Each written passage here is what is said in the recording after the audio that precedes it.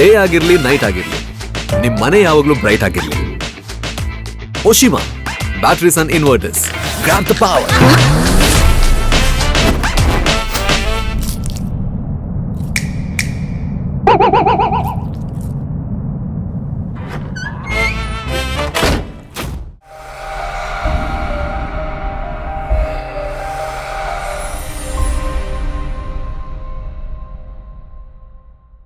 ಸದಾಶಯದ ಸುಂದರವಾದ ಕಾರ್ಯಕ್ರಮಗಳನ್ನು ಸದಾ ಸೃಷ್ಟಿ ಮಾಡ್ತಾ ಇರುವಂಥ ಸ್ಪಂದನ ಟಿವಿಯ ಎಲ್ಲ ವೀಕ್ಷಕರಿಗೆ ಪ್ರೀತಿಯ ನಮಸ್ಕಾರ.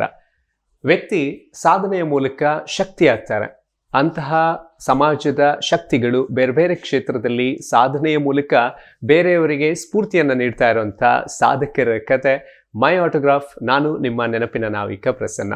ಆ್ಯಂಡ್ ಇವತ್ತಿನ ಕಾರ್ಯಕ್ರಮದಲ್ಲಿ ನನ್ನ ಜೊತೆಗಿರುವಂಥ ಅತಿಥಿ ಇವರು ಕಳೆದ 3 ದಶಕಗಳಿಗೂ ಹೆಚ್ಚು ಕಾಲದಿಂದ ನಮ್ಮ ತುಳುನಾಡು, ಕರುನಾಡು, ಮುಂಬೈ ಹಾಗೆ ಅರಬ್ ರಾಷ್ಟ್ರಗಳಲ್ಲಿ ಸಾವಿರಾರು ವೇದಿಕೆಗಳನ್ನು ಅಲಂಕರಿಸಿದವರು. ಅದೆಷ್ಟೋ ವೇದಿಕೆಗಳಲ್ಲಿ ವರ್ಣರಂಜಿತವಾದ ಕಾರ್ಯಕ್ರಮವನ್ನು ನೀಡಿದವರು. ಒಬ್ಬ ಗಾಯಕನಾಗಿ, ಸಂಗೀತ ನಿರ್ದೇಶಕನಾಗಿ, ನಾಟಕ ಕಲಾವಿದನಾಗಿ, ಹರಿಕಥೆ ದಾಸರಾಗಿ, ಹಾಗೆ ಹಾಸ್ಯ ಕಲಾವಿದನಾಗಿ, ಮಿಮಿಕ್ರಿ ಆರ್ಟಿಸ್ಟ್ ಆಗಿ ಕೂಡ ಬೇರೆ ಬೇರೆ ರೂಪಗಳಲ್ಲಿ ಬಹುಮುಖ ಸಾಂಸ್ಕೃತಿಕ ವ್ಯಕ್ತಿತ್ವದ ಮೂಲಕ ಚಿರಪರಿಚಿತರಾಗಿರುವಂಥ ತೋನ್ಸೆ ಪುಷ್ಕಳ್ ಕುಮಾರ್ ಅವರು ನನ್ನ ಜೊತೆಗಿದ್ದಾರೆ. ಸರ್ ನಮಸ್ಕಾರ. ಆ್ಯಂಡ್ ಇವತ್ತಿನ ಈ ಕಾರ್ಯಕ್ರಮಕ್ಕೆ ಪ್ರೀತಿಯ ಸ್ವಾಗತ. ನಿಮ್ಮದೇ ಸ್ಟೈಲಲ್ಲಿ ಎಲ್ಲ ವೀಕ್ಷಕರನ್ನ ನೀವು ವೆಲ್ಕಮ್ ಮಾಡಬೇಕು ಅಂತ ಕೇಳ್ಕೊಳ್ತಿದ್ದೀನಿ. ಸ್ಪಂದನ ಟಿವಿಯ ಮೈ ಆಟೋಗ್ರಾಫ್ ಕಾರ್ಯಕ್ರಮಕ್ಕೆ ಸ್ವಾಗತ, ಸುಸ್ವಾಗತ. ಹರಿಕಥೆ ಸ್ಟೈಲಲ್ಲಿ. ಹರಿಕಥೆ ಸ್ಟೈಲ್. ಓಕೆ. ಸೊ ನಿಮ್ಮನ್ನ ಬೇರೆ ಬೇರೆ ವೇದಿಕೆಗಳಲ್ಲಿ ನಾನು ಅಥವಾ ನಮ್ಮೆಲ್ಲ ವೀಕ್ಷಕರು ಕಂಡಿದ್ದಾರೆ. ಅದು ಈ ಅರಬ್ ರಾಷ್ಟ್ರಗಳಿರಬಹುದು ಅಥವಾ ನಮ್ಮ ಕರ್ನಾಟಕ ರಾಷ್ಟ್ರದ ಬೇರೆ ಬೇರೆ ಕಡೆಗಳಲ್ಲಿ. ನಿಮ್ಮ ಈ ಆರಂಭ ತೋನ್ಸೆ ಅಂತ ಹೇಳಿದಾಗ ನಮ್ಗೆ ಉಡುಪಿ, ಕಲ್ಯಾಣಪುರ ನೆನಪಾಗುತ್ತೆ. ಸೊ ನಿಮ್ಮ ಬಾಲ್ಯದ ದಿನಗಳು ಹೇಗಿತ್ತು? ಎಲ್ಲಿಂದ ಶುರುವಾಯಿತು ಈ ಸಾಂಸ್ಕೃತಿಕ ಪಯಣ ಅನ್ನೋದು? ತೋನ್ಸೆ ಎಂಬುದು ನಮ್ಮ ಈಗ ಉಡುಪಿ ಜಿಲ್ಲೆಯ, ಮೊದಲು ಉಡುಪಿ ತಾಲೂಕಿತ್ತು, ಸಮಗ್ರ ದಕ್ಷಿಣ ಕನ್ನಡ ಜಿಲ್ಲೆ ಇರುವಾಗ ಈಗ ಉಡುಪಿ ಜಿಲ್ಲೆ ಅಂತ ಪ್ರತ್ಯೇಕ ಆಗಿದೆ. ಇಲ್ಲಿ ಕಲ್ಯಾಣಪುರ ಮತ್ತೆ ನಿಡಂಬಳ್ಳಿ ಮತ್ತೆ ಕೆಮ್ಮಣ್ಣು ಈ ಪ್ರದೇಶಗಳಿಗೆ ಸಂಬಂಧಪಟ್ಟ ಹಾಗೆ ಅಲ್ಲಿ ತೋನ್ಸೆ ಅಂತ ಅಲ್ಲಿ ಅಗ್ರಾಮ ಅದು. ಹಾಗಾಗಿ ಅದರಲ್ಲಿ ಮೂಡು ತೋನ್ಸೆ ಮತ್ತು ಪಡು ತೋನ್ಸೆ ಅಂತ ವಿಭಾಗ ಸಾಧಾರಣ ಅದು ಮಲ್ಪೆಯಿಂದ ಕೋಡಿಬೆಂಗ್ರೆವರೆಗೆ, ಗುಜ್ಜರಬೆಟ್ಟು ಕೋಡಿಬೆಂಗ್ರೆವರೆಗೆ ಹೋಗುತ್ತೆ.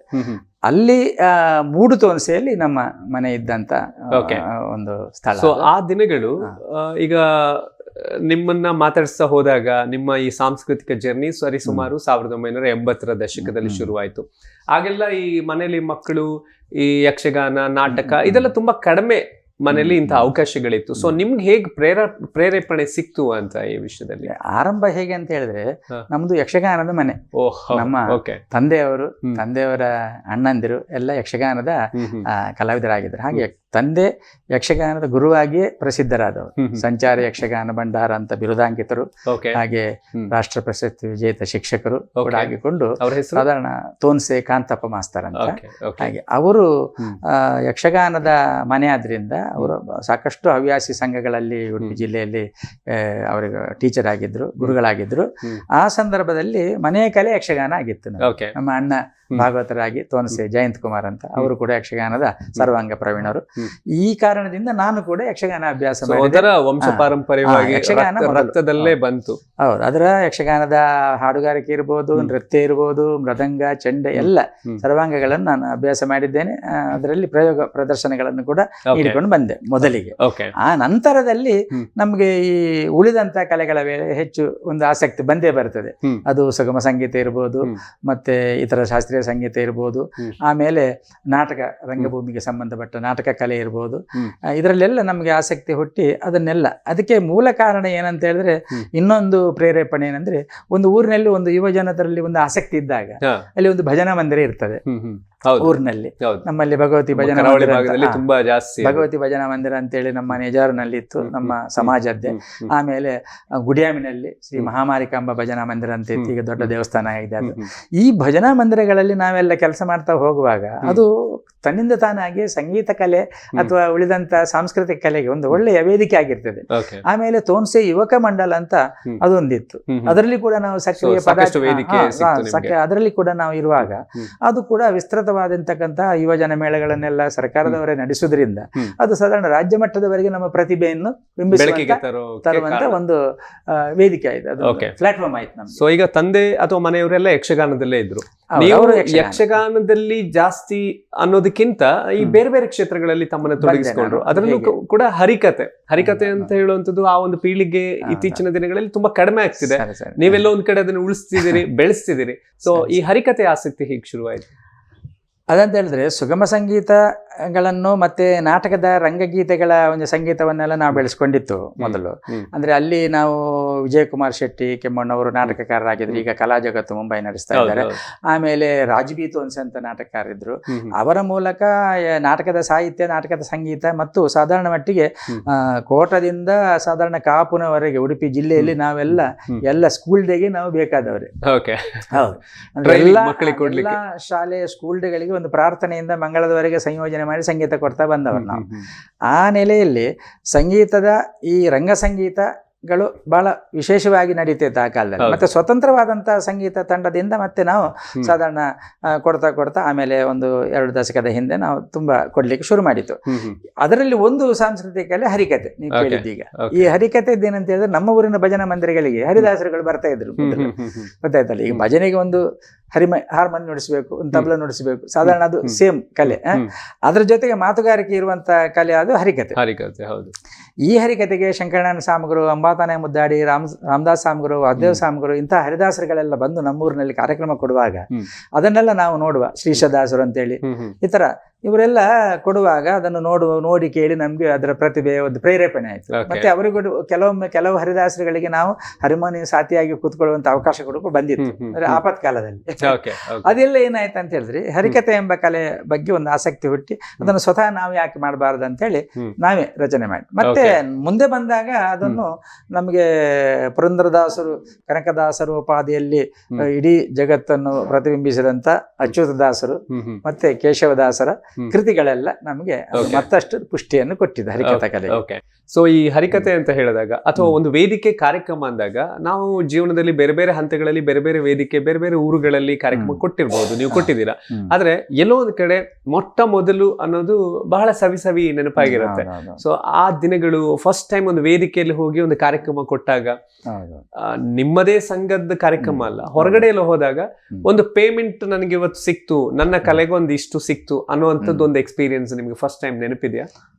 ಉಂಟು. ಯಾಕಂದ್ರೆ ನಾವು ಅಂತ ಸಂಗೀತಗಳನ್ನು ಮೊದಲಿಂದಲೂ ಕೂಡ ಒಂದು ಸಣ್ಣ, ಅದು ಡಿಮಾಂಡೆಡ್ ಪೇಮೆಂಟ್ ಅಲ್ಲ, ಮೊದಲಿಂದಲೂ ಈ ರಂಗ ಸಂಗೀತ ಈ ನಾಟಕಗಳಿಗೆ ನಾವು ಸ್ಕೂಲ್ ಡೇಗೆಲ್ಲ ಹೋಗುವಾಗ ಎಷ್ಟು ಕೊಡ್ತಾರೋ ಅಷ್ಟನ್ನು ತಕೊಂಡು ಸಮಾಧಾನದಲ್ಲಿ ಆ ಕಾರ್ಯಕ್ರಮವನ್ನು ಆ ಕೊಡುವ ಪೇಮೆಂಟ್ಗಿಂತ ತಕೊಳ್ಳುವ ಪೇಮೆಂಟ್ಗಿಂತ ನಾವಲ್ಲಿ ಮುಡಿಪಾಗಿರುವಂತ ನಮ್ಮ ಪ್ರತಿಭೆ ಜಾಸ್ತಿ ಅಂಶಗಳು. ಹಾಗಾಗಿ ಅದೊಂದು ತುಂಬಾ ಕುತೂಹಲ ಮತ್ತು ಆಸಕ್ತಿ ನಮ್ಮಲ್ಲಿ ಶ್ರದ್ಧೆ ಇರುವುದರಿಂದ ಅದು ನಡೀತಾ ಇತ್ತು. ಹಾಗೆ ರಂಗಭೂಮಿಯಲ್ಲಿ ಕೂಡ ನಾವು ಸಾಕಷ್ಟು ಥಿಯೇಟರ್ ವರ್ಕ್ ಮಾಡಿದ್ದೇವೆ. ನಾವು ಒಂದಾಗಿ ನೀವು ಹೇಳಿದ ರೀತಿಯ ಆ ಕಮರ್ಷಿಯಲ್ ಆಗಿ ಬಂದದ್ದು ಲೇಟ್ ಆಗಿದೆ ಆ ಕಾಲದಲ್ಲಿ. ಯಾಕಂದ್ರೆ ಅಲ್ಲಿ ಸ್ವತಂತ್ರವಾಗಿ ನಾವು ಕಾರ್ಯಕ್ರಮ ಕೊಡುವಂತಹ ಸಂದರ್ಭದಲ್ಲಿ ರಂಗಭೂಮಿಯಲ್ಲಿ ಚಟುವಟಿಕೆಯಲ್ಲಿ ನಾವು ತೊಡಗಿತ್ತು. ಥಿಯೇಟರ್ ವರ್ಕ್, ರಥಬೀದಿ ಗೆಳೆಯರು ಅಂತ ಅಲ್ಲಿ ಉಡುಪಿಯಲ್ಲಿ ಇತ್ತು, ಅದು ಅದರಲ್ಲಿ. ಆಮೇಲೆ ನಾನು ಆಗಲೇ ಹೇಳಿದ ಹಾಗೆ ಕಲಾ ಜಗತ್ತು ಮುಂಬೈ ಇವರ ಎಲ್ಲರ ಸಹಕಾರದಿಂದ ಅಲ್ಲಿ ನಾವು ದುಡಿಮೆ ಮಾಡಿದಕ್ಕಿಂತ ಕಿಂತಲೂ ನಮ್ಮ ದುಡಿತ ಜಾಸ್ತಿ ಇತ್ತು, ಕೆಲಸಗಾರಿಕೆ ಜಾಸ್ತಿ ಇತ್ತು. ಆ ಸಂಗೀತ ಪ್ರತಿಭೆ ಅದು ಹೆಚ್ಚಾಗ್ಲಿಕ್ಕೆ ಕಾರಣ ಆಯ್ತು ಅದು ಅವರ ಮಾರ್ಗದರ್ಶನಗಳೆಲ್ಲ. ಮತ್ತೆ ನೀವು ಕೇಳಿದಂತ ಇದು ಆರಂಭ ಸ್ವತಂತ್ರವಾದಂತಹ ಸಂಗೀತ ಕಾರ್ಯಕ್ರಮವನ್ನು ವೇದಿಕೆಯಲ್ಲಿ ಕೊಡ್ಲಿಕ್ಕೆ ನಾವು ಆರಂಭಿಸಿದ್ದು ನಾಟಕಗಳು ಯಾವಾಗಲೂ ಹಿನ್ನೆಲೆ ಸಂಗೀತ ಅದು. ಆಮೇಲೆ ಆ ಸಂದರ್ಭದಲ್ಲಿ ಸಾಧಾರಣ 2 ದಶಕಗಳ ಹಿಂದೆ ನಾವು ಸ್ವತಂತ್ರವಾಗಿ ಸಣ್ಣ ಪುಟ್ಟ ಕಾರ್ಯಕ್ರಮಗಳು, ಸ್ವಾತಂತ್ರ್ಯೋತ್ಸವ ಇರ್ಬೋದು, ಪ್ರಜಾಪ್ರಭುತ್ವ ದಿನ ಇರ್ಬೋದು, ಯಾರಾದ್ರೂ ವಾರ್ಷಿಕೋತ್ಸವ ಇರ್ಬೋದು, ಅಲ್ಲಿ ಸ್ವತಂತ್ರವಾಗಿ ನಾವು ಸುಗಮ ಸಂಗೀತವೋ ಆರ್ಕೆಸ್ಟ್ರಾವೋ MC ಕೊಡ್ಲಿಕ್ಕೆ ಶುರು ಮಾಡಿದ್ವಿ. ಮಂಗಳೂರಿಗೆ ಬಂದ ನಂತರ ಇದು ದೊಡ್ಡ ದಕ್ಷಿಣ ಕನ್ನಡ ಜಿಲ್ಲೆ ಎಂಬುದುಂಟಲ್ಲ, ಅದು ವಿಸ್ತೃತವಾದಂತ, ಅಲ್ಲಿ ಈ ಮೊದಲಿನ ಕಾಲದಲ್ಲಿ ಉಡುಪಿ ಜಿಲ್ಲೆಗಿಂತಲೂ ಮಂಗಳೂರು ಜಿಲ್ಲೆಯಲ್ಲಿ ಬಹಳ ವಿಶೇಷ ಕಾರ್ಯಕ್ರಮ ಜಾಸ್ತಿ. ಇಲ್ಲಿ ನಮಗೆ ವೇದಿಕೆಯನ್ನು ಒದಗಿಸಿಕೊಟ್ಟವರು ಪ್ರಪ್ರಥಮದಲ್ಲಿ ನನ್ನನ್ನು ಪ್ರತಿಭೆ ಗುರುತಿಸಿ ಆರ್ಕೆಸ್ಟ್ರಾ ಅಥವಾ ಸುಗಮ ಸಂಗೀತದ ದೊಡ್ಡ ವೇದಿಕೆಯಲ್ಲಿ ನೌಶಾದ್ ಅಂತ ಓಕೆ. ಶಾಡ್ಸ್ ಮ್ಯೂಸಿಕಲ್ ವಾರ್ಡ್ನವರು ನನ್ನನ್ನು ಮೊದಲು ಗುರುತಿಸಿಕೊಟ್ರು. ಆಮೇಲೆ ಇಲ್ಲಿ ಬೇಕಾಗದಂತ ಆರ್ಟಿಸ್ಟ್ಗಳು ತುಂಬಾ ಜನ, ಎಲ್ಲರ ಬ್ಯಾನರ್ ವೇದಿಕೆಯಲ್ಲಿ ನಾನು ಸಾಕಷ್ಟು ಕಾರ್ಯಕ್ರಮ ಕೊಡ್ತಾ ಬಂದ್ರಿ. ಸೊ ಈ ಸಾಂಸ್ಕೃತಿಕ ಈ ಬೇರೆ ಬೇರೆ ಕಲೆಗಳಲ್ಲಿ ತೊಡಗಿಸಿಕೊಂಡ್ರೆ ಇದ್ರ ಮಧ್ಯದಲ್ಲಿ ನಿಮ್ಮ ಎಜುಕೇಶನ್ ಹೇಗೆ ಸಾಕ್ತು? ಎಜುಕೇಷನ್ ನಾನು ಸ್ವಲ್ಪ ಕಡಿಮೆನೇ ಮಾಡಿದ್ದು. ಯಾಕಂದರೆ ನಾನು PUC ಮಾಡಿ GDC ಅಂತ ಕೋಆಪರೇಟಿವ್ ಟ್ರೈನಿಂಗ್ ಮಾಡಿ ಆಮೇಲೆ ಒಂದು ಭಗವತಿ ಕೋಆಪರೇಟಿವ್ ಬ್ಯಾಂಕ್ ಅಂತ ಅದರಲ್ಲಿ ನಾನು ಸೇರಿಸ್ಕೊಂಡೆ. ಆವಾಗ ಅದಕ್ಕೆ ಅಷ್ಟು ಡಿಗ್ರಿಗಳೆಲ್ಲ ಅಗತ್ಯ ಇರಲಿಲ್ಲ. ಕೋಆಪರೇಟಿವ್ ಟ್ರೈನಿಂಗ್ ಬ್ಯಾಂಕ್ನಲ್ಲಿ ಕೆಲಸ ಮಾಡ್ತಾ ಇದ್ದರು ಆ ಕಾಲದಲ್ಲಿ.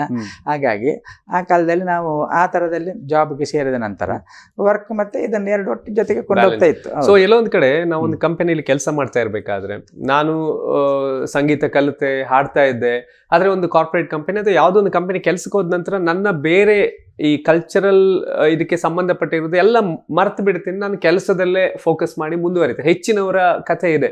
ಅಂದ್ರೆ ಕಾಲೇಜ್ ಡೇಸ್ ಅಲ್ಲಿ ಇರ್ಬೇಕಾದ್ರೆ ಡ್ಯಾನ್ಸ್ ಕಲಿತಾರೆ, ಸಿಂಗಿಂಗ್ ಕಲಿತಾರೆ, ಆದ್ರೆ ಎಲ್ಲೋ ಒಂದ್ ಕಡೆ ಹೊರಗಡೆ ಬಂದು ಕೆಲ್ಸಕ್ಕೆ ಸೇರಿದ ನಂತರ ಎಲ್ಲ ಮರ್ತು ಬಿಡ್ತಾರೆ. ನೀವು ಕೆಲಸ ಮಾಡ್ತಾ ಮಾಡ್ತಾ ಇಡೀ ಬೇರೆ ಬೇರೆ ದೇಶಗಳಿಗೆಲ್ಲ ಹೋದ್ರಿ. ಸೊ ಇದು ಹೇಗೆ ಬ್ಯಾಲೆನ್ಸ್ ಮಾಡೋದಕ್ಕಾಯ್ತು ಅಂತ? ಇದು ಒಳ್ಳೆ ಪ್ರಶ್ನೆ.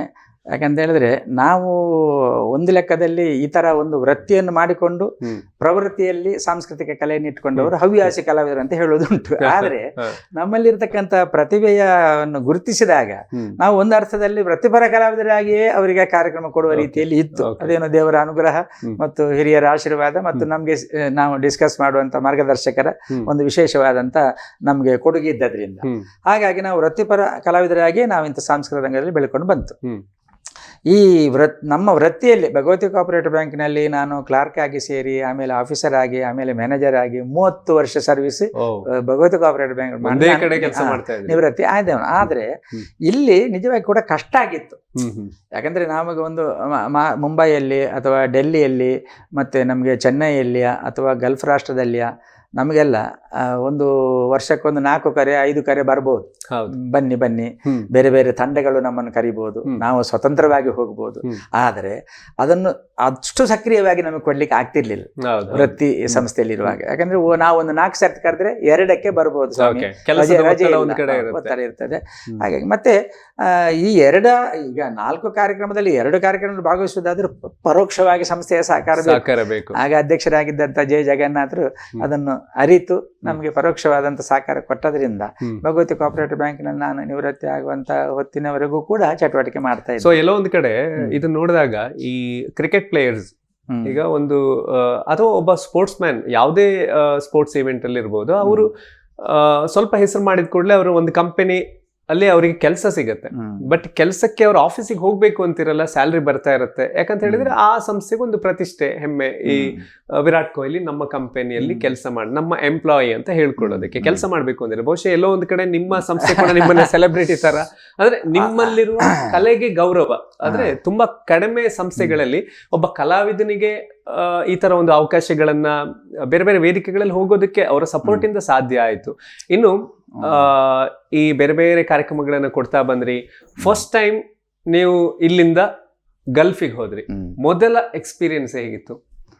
ಈಗ ನೀವು ಮೊದಲು ಆರಂಭಿಸಿದ್ದಂತ ಹೇಳಿದ್ರೆ ನಿಜವಾಗಿ ನಾವು ಅಲ್ಲಿ ಕಾರ್ಯಕ್ರಮ ಕೊಡುವಂಥ ಸಂದರ್ಭದಲ್ಲಿ ಬೇರೆ ಬೇರೆ ರೀತಿಯಲ್ಲಿ ನಮಗೆ ಅವಕಾಶಗಳು ಹೇಗೆ ನಮ್ಮ ಸಂಸ್ಥೆಯವರು ಕಾರ್ಯಕ್ರಮಕ್ಕೆ ಅವಕಾಶವನ್ನು ಕೊಡುವಂಥ ಸಂದರ್ಭದಲ್ಲಿ ಅಥವಾ ನಮ್ಮ ಸಂಸ್ಥೆಯವರು ಇದನ್ನು ಹೇಗೆ ನೀವು ಅದು ಪೋಷಿಸಿದ್ರು ಅಥವಾ ಪ್ರೋತ್ಸಾಹಿಸಿದ್ರು ಅಂತ ಒಂದು ಬಂತು ನಿಮ್ಮ ಪ್ರಶ್ನೆಯಲ್ಲಿ. ಯಾಕಂದರೆ ಅದು ನಿಜವಾಗಿ ಇಲ್ಲ. ಈ ಸಾಂಸ್ಕೃತಿಕ ಮತ್ತು ಸಂಗೀತದ ಕಲೆಯಲ್ಲಿ ಅದು ಇಷ್ಟರವರೆಗೆ ಬಹಳ ಕಡಿಮೆ. ಕ್ರೀಡೆ ಮತ್ತು ನಿಮ್ಮ ಈ ಅಥ್ಲೆಟಿಕ್ಸ್ ಅಂತ ಒಂದು ಮತ್ತೆ ಬೇರೆಯವರು ನಮ್ಮ ವೇಟ್ ಲಿಫ್ಟಿಂಗ್ ಅದು ಕ್ರೀಡಾ ಕ್ಷೇತ್ರದಲ್ಲಿ ಅದಕ್ಕೆ ಸಿಕ್ಕಿದಷ್ಟು ಪ್ರೋತ್ಸಾಹ ಅದೆಲ್ಲ ಇದ್ದವರಿಗೆ ಬ್ಯಾಂಕಿನಲ್ಲಿ ಕರೆದು ಕೆಲಸ ಕೊಡ್ತಾ ಇದ್ರು. ಈ ಸಂಗೀತ ಮತ್ತು ಸಾಂಸ್ಕೃತಿಕ ಕಲೆಗೆ ಈವರೆಗೂ ಕೂಡ ಅದರ ಪ್ರತಿಭೆಗೆ ಉದ್ಯೋಗ ಕೊಟ್ಟದ್ದು ಬಹಳ ಕಡಿಮೆ. ಸರ್ಕಾರಿ ಸಂಸ್ಥೆಗಳು ಅಥವಾ ಖಾಸಗಿ ಸಂಸ್ಥೆಗಳು ಉದ್ಯೋಗ ಕೊಟ್ಟದ್ದು ಕಡಿಮೆ. ಮತ್ತೆ ಒಂದು ಅರ್ಥದಲ್ಲಿ ನೀವು ಅವರ ಮನಸ್ಸಿನಲ್ಲಿ ಇರಬಹುದು ಒಳ್ಳೆ ಒಂದು ಪ್ರತಿಭೆ ನಮಗೆ ಬೇಕು ಅಂತೇಳಿ, ಆದ್ರೆ ಕಾನೂನು ರೀತಿಯಲ್ಲಿ ಯಾವುದೇ ರೀತಿಯ ಪ್ರೋತ್ಸಾಹ ಇರ್ಲಿಲ್ಲ ಎಂಬುದನ್ನು ನಾನು ಹೇಳಲಿಕ್ಕೆ ಇಷ್ಟಪಡ್ತಾ ಇದ್ದೇನೆ. ಮತ್ತೆ ಎಲ್ಲಿಗೆ ನಮ್ಮ ವಿದೇಶಕ್ಕೆ ಫಸ್ಟ್ ಟೈಮ್ ಹೋದಾಗ ಈಗ ಬಿಡಿ ಸಾಮಾನ್ಯವಾಗಿ ಹೋಗಿ ಬರ್ತಾ ಬೇರೆ ಬೇರೆ ಸಂದರ್ಭಗಳಲ್ಲಿ ಹೋಗ್ತಾ ಬರ್ತಾ ಇದ್ರು. ಮಗ ಅಲ್ಲಿ ಕೆಲಸ ಮಾಡ್ತಿದ್ದಾನೆ ಅಂದ್ರೆ 1-2 ದಿವಸಕ್ಕೆ ಹೋಗಿ ಬರುವಂತದ್ದು ತುಂಬಾ ಆಗಿದೆ. ಹೌದು. ಆದ್ರೆ ಆ ದಿನಗಳಲ್ಲಿ ಒಬ್ಬ ಕಲಾವಿದನಾಗಿ ನಿಮ್ಮನ್ನ ಅಲ್ಲಿ ಕರೆದ್ರು ಅಂತ ಹೇಳಿದ್ರೆ, ಸೊ ಆ ಖುಷಿ ಅಥವಾ ಆ ಒಂದು ಅನುಭವ ಹೇಗಿತ್ತು ನಿಮ್ಗೆ? ಅದು ಆರಂಭದ ದಿನಗಳಲ್ಲಿ ಇಲ್ಲಿ ಊರಿನಲ್ಲಿ ಆಗುವಂತ ವೇದಿಕೆಗಳ ಕಾರ್ಯಕ್ರಮಗಳನ್ನು ಅವರು ಒಬ್ಸರ್ವ್ ಮಾಡ್ತಾರೆ. ಯಾರು ಗಲ್ಫ್ ಕಂಟ್ರಿ ಅವರು ಯಾವುದೇ ಎಲ್ಲ ಒಂದು ಬ್ರಹ್ಮಕಲಶ ಇರ್ಬೋದು, ಅಥವಾ ಯಾವುದೇ ಒಂದು ತಾಲೂಕು ಅಥವಾ ಜಿಲ್ಲಾ ಅಥವಾ ರಾಜ್ಯ ಮಟ್ಟದ ಸಮ್ಮೇಳನ ಇರ್ಬೋದು, ಈ ತರದ ಎಲ್ಲ ವೇದಿಕೆಗಳಲ್ಲಿ ಅಂದ್ರೆ ಅಲ್ಲಿ ಗಲ್ಫಲ್ಲಿ ಇರುವವರೆಲ್ಲ ನಮ್ಮ ನಾಡಿನವರೇ. ಅಲ್ಲಿ ಸಾಂಸ್ಕೃತಿಕ ರಂಗಕ್ಕೆ ಸಂಬಂಧಪಟ್ಟ ಹಾಗೆ ಅಥವಾ ಅದರ ಅಧ್ಯಕ್ಷರು ಕಾರ್ಯದರ್ಶಿಯವರು ಊರಿಗೆ ಬಂದಾಗ ಅಥವಾ ಊರಿನಲ್ಲಿ ಇನ್ನೊಬ್ಬರೇ ಹೇಳಿದಾಗ ಇನ್ನೊಂದು ಕಾರ್ಯಕ್ರಮ ಇಲ್ಲಿ ಬಾರಿ ಒಳ್ಳೇದಾಯ್ತು, ಅವರು ನಮ್ಮನ್ನು ಕರೆಸಬಹುದು ಅಂತೇಳಿ ಈ ತರ ಅದು ಬೇರೆ ಬೇರೆ ಕಂಟ್ರಿ ಅವರಿಗೆ ಅದು ಒಂದು ಇದಾಗ್ತದೆ, ಇಂಪ್ರೆಸ್ ಆಗ್ತದೆ ಅವರಿಗೆಲ್ಲ. ಆವಾಗ ಫಸ್ಟ್ ಟೈಮು ಒಂದು ದುಬೈಗೆ ಒಂದು ಸಂಘದವರ ಕಾರ್ಯಕ್ರಮದಲ್ಲಿ, ಒಂದು ಕನ್ನಡ ಸಂಘದವರ ಕಾರ್ಯಕ್ರಮಕ್ಕೆ ನಮ್ಮನ್ನು ಕರೆಸಿದ್ರು. ಅದು ಅದರಲ್ಲಿ ನವೀನ್ ಪಾಟೀಲ್ ಇದ್ರು, ಮತ್ತೆ ಇನ್ನೊಬ್ರು ಭೋಜರಾಜ್ ಮಂಜೂರು. ಆ ಟೈಮಿನಲ್ಲಿ ಎಲ್ಲ ಅವರು ಹಾಸ್ಯ ಕಲಾವಿದರಾದ್ರೆ ನಾನೊಂದು ಟೈಪಿನ ಹಾಸ್ಯ ಕೊಡುವವನು, ಈ ತರ ಸಂಗೀತಕ್ಕೆ ನಾನು ಸಹಕಾರ ಕೊಡುವವನು. ಅಲ್ಲಿ ಅವರ ಸಂಗೀತಕ್ಕೆ ಒಂದು 3-4 ಮಂದಿಯನ್ನು ಒಬ್ರು ಕರೆಸುವಂತ ವ್ಯವಸ್ಥೆ ಮಾಡಿದ್ರು. ಅಲ್ಲಿಂದ ನಮ್ಮನ್ನು ಪುನಃ ಅಲ್ಲಿ ರೋಡ್ನಲ್ಲೇ ಹೋಗುವಂತ ಕಂಟ್ರಿ ಇನ್ನೊಂದಿರ್ತದೆ. ಈಗ ದುಬೈಲಿ ಹೋದ್ರೆ ಅಬುದಾಬಿಗೆ ಹೋಗ್ಬೋದು, ದುಬೈ ಹೋದ್ರೆ ಶಾರ್ಜಾಕ್ಕೆ ಹೋಗ್ಬೋದು, ಅಲ್ಲಿ ಮತ್ತೊಂದು ಇದು ಬೇಕಂತಿಲ್ಲ. ಅವರ ಒಂದು ಸಹಕಾರದಿಂದ ಅಲ್ಲೆಲ್ಲ ಹೋಗಿ ಕೊಟ್ಟಾಗ ಮತ್ತೆ ನಮ್ಮ ಸ್ನೇಹಿತರು ಒಬ್ಬರು ಅಬುದಾಬಿಯಲ್ಲಿ ಸರ್ವೋತ್ತಮ ಶೆಟ್ಟಿ ಅಂತ ಇದ್ದಾರೆ. ಅವರು ಅಲ್ಲಿ ಬಂಟ್ ಸಂಘ, ಕನ್ನಡ ಸಂಘ, ತುಳುಕೂಟಗಳನ್ನ ಕಟ್ಟಿ ಬೆಳೆಸಿದವರು. ಈಗಲೂ ಕೂಡ ಅವರು ಒಳ್ಳೆಯ ಪ್ರಸಿದ್ಧಿಯಲ್ಲಿದ್ದಾರೆ. ಅವರ ಸಹಕಾರದಿಂದ, ಅವರ ಪ್ರೋತ್ಸಾಹದಿಂದ ನಾವು ಬಹಳ ಆತ್ಮ ಸ್ನೇಹಿತರು ಮೊದಲಿಂದಲೂ ಕೂಡ. ಅವರು ಕಲಾ ಜಗತ್ತಿನ ಸ್ಥಾಪಕರು ಮುಂಬೈಯಲ್ಲಿ. ಅವರ ಪ್ರೋತ್ಸಾಹದಿಂದ ಸಾಧಾರಣ ಮಟ್ಟಿಗೆ ಕುವೆಟ್ ಇರ್ಬೋದು, ಅಥವಾ ಮತ್ತೆ ಬ್ಯಾರಿನ್ ಇರ್ಬೋದು, ಮತ್ತೆ ಕತಾರ್ ಇರ್ಬೋದು, ಶಾರ್ಜಾ ಇರ್ಬೋದು, ಮತ್ತೆ ಬೇರೆ ಎಲ್ಲ ಹೌದು ಇದು ನಮ್ಮ ಮಸ್ಕತ್ ಇರ್ಬೋದು, ಇದೆಲ್ಲ ದೇಶಗಳಿಗೆ ಅವರು ಪರಿಚಯ ಮಾಡಿಕೊಟ್ರು. ಅಲ್ಲಿರುವಂತ ಎಲ್ಲ ಕನ್ನಡ ಸಂಘ, ತುಳುಕೂಟ, ಆಮೇಲೆ ಬಂಟ್ ಸಂಘ, ಈ 3 ಸಂಘಟನೆಗಳಲ್ಲಿ ನಾವು ಸಾಧಾರಣ ಒಟ್ಟಿಗೆ ಒಂದು 12 ಬಾರಿ ನಾನು ವಿದೇಶ ಪ್ರಯಾಣ ಕೊಲ್ಲಿ ರಾಷ್ಟ್ರಗಳಿಗೆ ಆಹ್ವಾನಿತ ಕಲಾವಿದನಾಗಿ, ಅದು ಸಂಗೀತ, ಹಾಸ್ಯ, ಇನ್ನೊಬ್ಬರ ತಂಡದ ಮೂಲಕವಾಗಿ ಸ್ವತಂತ್ರವಾಗಿ ಹೋಗಿ ನಾನು ಬಂದಂತ ಒಂದು ಅವಕಾಶ ನನಗೆ ಆಗಿದೆ. ಸೊ ವೇದಿಕೆಗಳಲ್ಲಿ ನೀವು ಕಾರ್ಯಕ್ರಮ ನಿರೂಪಣೆ ಮಾಡ್ಬೇಕಾದ್ರೆ ಸಾಂದರ್ಭಿಕವಾಗಿ ನೀವು ಕೆಲವೊಂದು ಹಾಸ್ಯ ಮಾಡ್ತೀರಿ, ಅದು ಜನರಿಗೆ ಬಹಳ ಇಷ್ಟ ಆಗುತ್ತೆ. ಸೊ ಒಂದಷ್ಟು ಇಂತಹ ಹಾಸ್ಯದ ತುಣುಕುಗಳು ನಮ್ಮ ತೋನ್ಸೆ ಪುಷ್ಕರ್ ಕುಮಾರ್ ಅವರು ಖಂಡಿತವಾಗ್ಲೂ ಇನ್ನೊಂದು ಸ್ವಲ್ಪ ಹೊತ್ತೆಲ್ಲ ಹೇಳ್ತಾರೆ. ಅದಕ್ಕೂ ಮುಂಚೆ ಮೈ ಆಟೋಗ್ರಾಫ್ ಅಲ್ಲಿ ಒಂದು ಪುಟ್ಟ ವಿರಾಮ.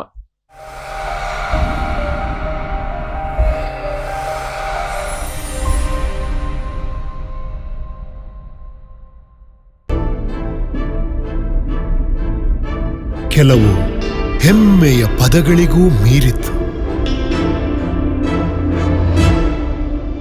ಹೊಸತನವನ್ನು ಯಾರು ತಾನೇ ಇಷ್ಟಪಡುವುದಿಲ್ಲ.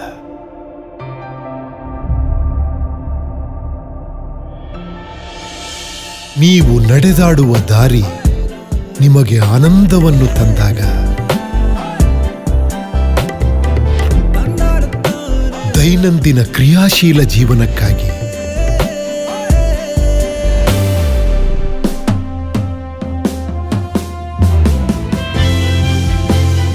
ಬಣ್ಣಗಳ ಸುಂದರ ಲೋಕದಲ್ಲಿ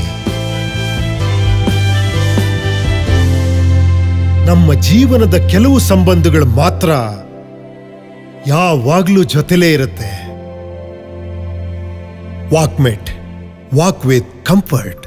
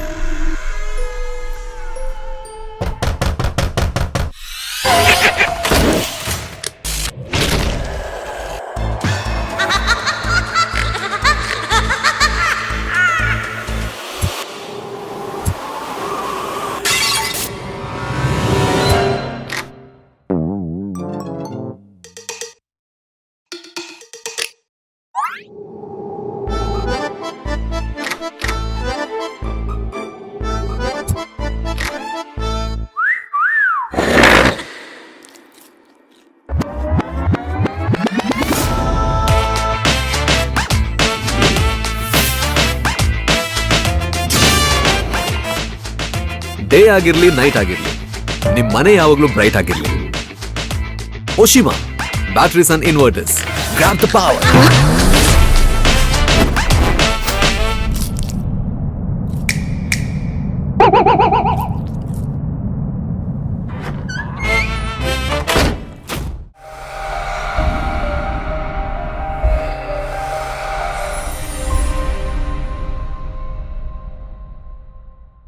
ಮತ್ತೊಮ್ಮೆ ಸ್ವಾಗತ. ಮೈ ಆಟೋಗ್ರಾಫ್ ಅಲ್ಲಿ ಬಹುಮುಖ ವ್ಯಕ್ತಿತ್ವದ ಸಾಂಸ್ಕೃತಿಕ ಲೋಕದ ಸಕಲ ಕಲಾ ವಲ್ಲಭ ತೋನ್ಸೆ ಪುಷ್ಕಳ್ ಕುಮಾರ್ ಅವ್ರ ಜೊತೆಗೆ ಮಾತುಕತೆ ಸಾಗ್ತಾ ಇತ್ತು.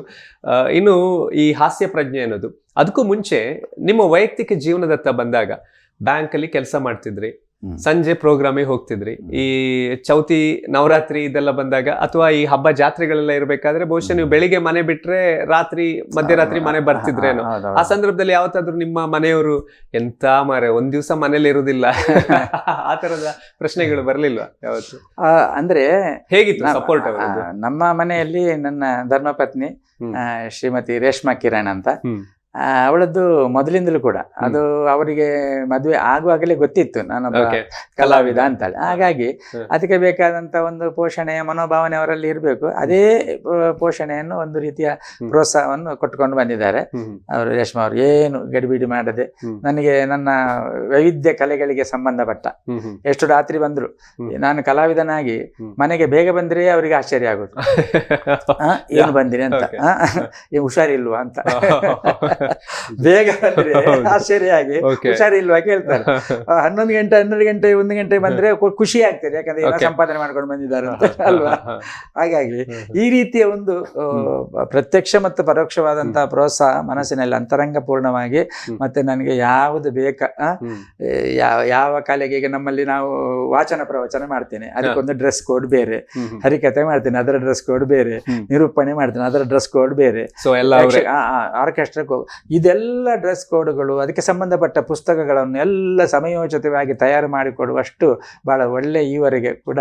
ಸೊ ಒಂಥರ ನಿಮ್ಮ ಪರ್ಸನಲ್ ಮ್ಯಾನೇಜರ್ ಇದ್ದ. ಹೌದೌದು, ಹಾಗೆ ಸಹಕಾರ ಮಾಡೋದು. ನಿಮ್ಮ ಬಗ್ಗೆ ನಿಮ್ಮ ಧರ್ಮಪತ್ನಿಯವರು ಏನ್ ಹೇಳಿದ್ದಾರೆ ಕೇಳ್ಕೊಂಡು ಬರುವ. ಅವರು ಸಕಲ ಕಲಾ ವಲ್ಲಭ ಆದ್ರಿಂದ ಅವರ ಹೆಂಡತಿಯಾಗಿ ಬಂದಿರುವುದು ನನಗೆ ತುಂಬ ಹೆಮ್ಮೆ ಎನಿಸ್ತದೆ. ಹಾಗೂ ಅವರ ಕುಟುಂಬ ಕೂಡ ಇಡೀ ಕಲಾವಿದರ ಕುಟುಂಬಕ್ಕೆ ನಾನು ಮದುವೆಯಾಗಿ ಬಂದಿರುವುದು ನನಗೆ ತುಂಬ ಹೆಮ್ಮೆ ಅನಿಸ್ತದೆ. ಅದಲ್ಲದೆ ಅವರ ಎಲ್ಲ ಸಂಗೀತ ಇದು ಎಲ್ಲ ಇಬ್ಬರು ಮಕ್ಕಳಿಗೂ ಬಂದಿರೋದರಿಂದ ತುಂಬ ಸಂತೋಷವಾಗುತ್ತದೆ. ಅವರು ನಮಗೆ ಯಾವುದಕ್ಕೂ ತುಂಬ ಸಮಯ ಕೊಡಲಿಕ್ಕೆ ಆಗಲಿಲ್ಲ. ಉದ್ಯೋಗದಲ್ಲಿದ್ದು ಈ ಕಲಾಕ್ಷೇತ್ರದಲ್ಲಿಯೂ ದುಡಿಯುವುದರಿಂದ ಅಂತ ಹೇಳಿದರೆ ಒಮ್ಮೊಮ್ಮೆ ಅವರು ಫಾರಿನ್ ಕಂಟ್ರಿ ದುಬೈಗೆಲ್ಲ ಹೋದರೆ ಸೀದಾ ಬ್ಯಾಗ್ ಇಟ್ಕೊಂಡು ಆಫೀಸಿಗೆ ಬಂದ ಘಟನೆಗಳು ಎಷ್ಟೋ ಇದೆ. ಆವಾಗ ಮಕ್ಕಳು ಕೂಡ ಕೇಳ್ತಿದ್ರು, ಅಪ್ಪ ಅಮ್ಮ ಬರಲಿಲ್ವಾ ಅಂತೇಳಿ. ಹಾಗೆ ನಮಗೆ ತುಂಬ ಸಮಯ ಕೊಟ್ಟದ್ದು ಅವರು ಬಹಳ ಕಡಿಮೆ. ಆದ್ದರಿಂದ ಮತ್ತು ಬೇರೆ ಎಲ್ಲ ವಿಷಯದಲ್ಲಿಯೂ ನಾನು ಕೂಡ ಅವರಿಗೆ ತುಂಬ ಸಪೋರ್ಟ್ ಆಗಿದ್ದೆ. ಮಕ್ಕಳಿಗೂ ಹಾಗೆ ಅವರ ಜೋಕ್ಸ್ ಎಲ್ಲ ಒಟ್ಟಿಗೆ ಸೇರುದಂತ ಹೇಳಿದರೆ ಒಂದು ಊಟ ಮಾಡುವಾಗೆಲ್ಲ ಸೇರ್ತೇವೆ. ಆವಾಗ ಅವರ ಜೋಕ್ಸ್ ಕೇಳೋದು ಹೇಳಿದರೆ ಮಕ್ಕಳಿಗೆ ತುಂಬ ಖುಷಿ ಕೊಡುತ್ತದೆ. ಅವರು ಕಾಯ್ತಾ ಇರ್ತಿದ್ರು. ಬೇರೆ ಯಾವುದಕ್ಕೂ ನಾವು ಹೊರಗೆ ಹೋಗುದಂತ ಹೇಳಿದರೆ ಅವರ ಈ ಪ್ರೋಗ್ರಾಮಿಗೆ ಅವರೊಟ್ಟಿಗೆ ಹೆಚ್ಚಾಗಿ ಹೋಗುವುದೇ ವಿನಃ ಹೆಚ್ಚಾಗಿ ನಮಗೆ ಹೊರಗೆ ಎಲ್ಲಿಯೂ ಕರ್ಕೊಂಡು ಹೋಗಲಿಕ್ಕೆ ಅವರಿಗೆ ಟೈಮ್ ಸಿಗ್ತಿರ್ಲಿಲ್ಲ. ಅವರ ಸಾಧನೆ, ಅವರ ಇದಕ್ಕೆಲ್ಲ ನನಗೆ ತುಂಬ ಹೆಮ್ಮೆ ಇದೆ, ಖುಷಿ ಇದೆ. ಮಕ್ಕಳಿಗೂ ಕೂಡ ಹಾಗೆ ಅಪ್ಪನ ಬಗ್ಗೆ ತುಂಬ ಹೆಮ್ಮೆ ಅನಿಸ್ತದೆ, ತುಂಬ ಖುಷಿ ಕೊಡ್ತದೆ ನಮಗೆ. ಬಹುಶಃ ತುಂಬಾ ಹೆಮ್ಮೆ ಅವರ ಮಾತುಗಳಲ್ಲಿ ಕಾಣ್ತಾ ಇದೆ. ಹಾಗೆ ನಿಮ್ಮ ಅಕ್ಕ ಅವರು ಕೂಡ ಸ್ಕೂಲ್ ಟೀಚರ್, ಅವರು ಕೂಡ ತಮ್ಮನ ಬಗ್ಗೆ ಏನ್ ಮಾತುಗಳನ್ನ ಹೇಳಿದ್ದಾರೆ ಅವರ ಭೇಟಿ ಬರ್ತಾ ಇದೆ. ನಮಸ್ಕಾರ. ನನ್ನ ತಮ್ಮ ಪುಷ್ಕಳನ ಬಗ್ಗೆ ಹೇಳುವುದಂತ ಹೇಳಿದರೆ ನಮಗೆ ತುಂಬ ಹೆಮ್ಮೆ. ಬೆಳೆಯ ಗುಣ ಮೊಳಕೆಯಲ್ಲಿ ಅಂತ ಒಂದು ಗಾದೆ ಉಂಟು. ಅದರ ಹಾಗೆ ಅವನು ಚಿಕ್ಕಂದಿನಲ್ಲಿಯೇ ಹಠವಾದಿ. ಯಾವುದೇ ಒಂದು ವಿಷಯವನ್ನು ಸಾಧಿಸಬೇಕು, ಅವನಿಗೆ ಅದನ್ನು ಎಲ್ಲರಿಗೂ ಪ್ರದರ್ಶಿಸಬೇಕು ಅಂತ ಒಂದು ಹವ್ಯಾಸ ಅವನಲ್ಲಿತ್ತು. ಹಾಗಾಗಿ ನಮಗೆಲ್ಲರಿಗೂ ಅವನೊಂದು ನಮ್ಮ ಕಾರ್ಯಕ್ರಮದಲ್ಲಿ ಮಧ್ಯದಲ್ಲಿ ಇದ್ದರೆ ಇಡೀ ಕುಟುಂಬದವರಿಗೂ ಒಂದು ತುಂಬ ಸಂತೋಷ. ಎಲ್ಲರನ್ನೂ ಹಾಸ್ಯಭರಿತ ಮಾತುಗಳಿಂದ ನಗಿಸ್ತಾ ಇದ್ದ.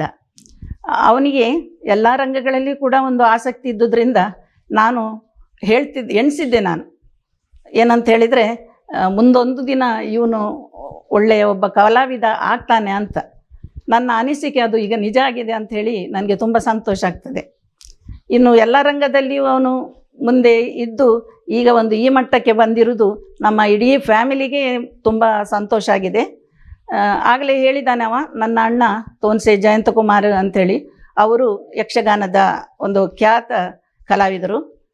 ಈಗ ನನಗೇನಂತ ಹೇಳಿದರೆ, ನಾನು ತೋನ್ಸೆ ಜಯಂತಕುಮಾರ್ ಅವರ ತಂಗಿ ಪುಷ್ಕಳ ಕುಮಾರ್ ಅಕ್ಕ ಅಂತ ಹೇಳಿಕೊಳ್ಳಿಕ್ಕೆ ತುಂಬ ಹೆಮ್ಮೆ ಪಡ್ತೇನೆ.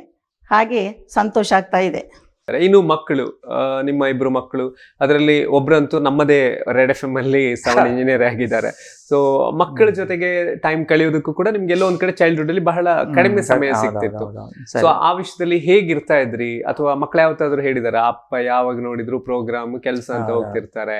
ಅದು ಒಂದರ್ಥದಲ್ಲಿ ಸರಿ, ಅವರನ್ನು ಸರಿಯಾದ ಇನ್ನಷ್ಟು ಒಳ್ಳೆಯ ಇದಕ್ಕೆ ದಾರಿಗೆ ಕೊಂಡೋಗ್ಲಿಕ್ಕೆ ಸಾಧ್ಯ ಇರುವುದನ್ನು ಕೆಲವು ನಮ್ಮ ಬಿಸಿಗಳು ಅದಕ್ಕೆ ತಡೆ ಆಗುವಂತ ಸಾಧ್ಯತೆಗಳಿತ್ತು.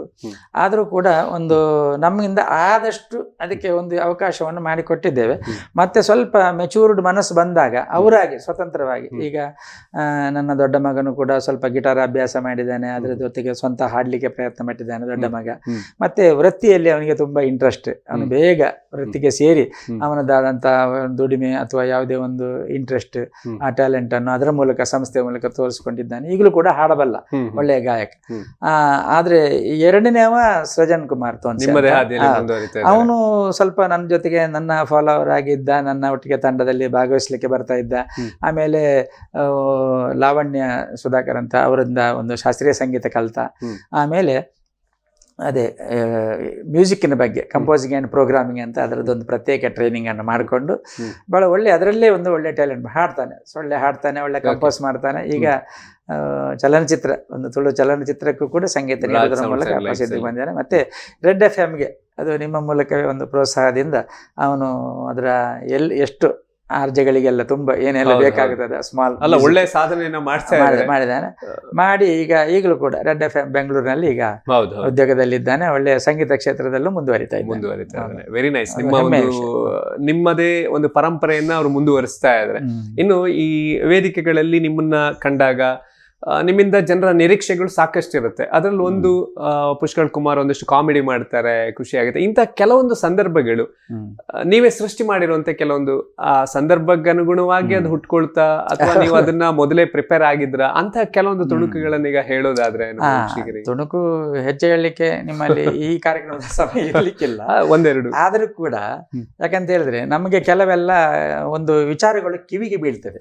ಈ ಕಿವಿಗೆ ಬಿದ್ದದ್ದನ್ನು ಹಾಸ್ಯವಾಗಿ ಹೇಗೆ ಕೊಂಡೋಗ್ಬೋದಂತ ಒಂದು. ಎರಡನೇದಾಗಿ ಒಂದು ಕಡೆಯಲ್ಲಿ ಹೇಳಿದ್ರು, ಈಗ ಎಲ್ಲ ಒಂದು ವಿಶೇಷವಾಗಿ ಊಟೋಪಚಾರಗಳು ಸಭಾಂಗಣದಲ್ಲಿ ಹಾಲ್ನಲ್ಲಿ ಎಲ್ಲ ಆಗುವಾಗ ಅವರ ನಿಯೋಜಿತ ಅತಿಥಿಗಳಲ್ಲದೆ ಅಥವಾ ಅವರ ಜನಗಳಲ್ಲದೆ ಯಾರೋ ಬಂದು ಊಟ ಮಾಡಿ ಹೋಗ್ತಾರಂತೆ ಎಲ್ಲ, ಅದೆಲ್ಲ ಪ್ರತೀತಿ ಬಂತು.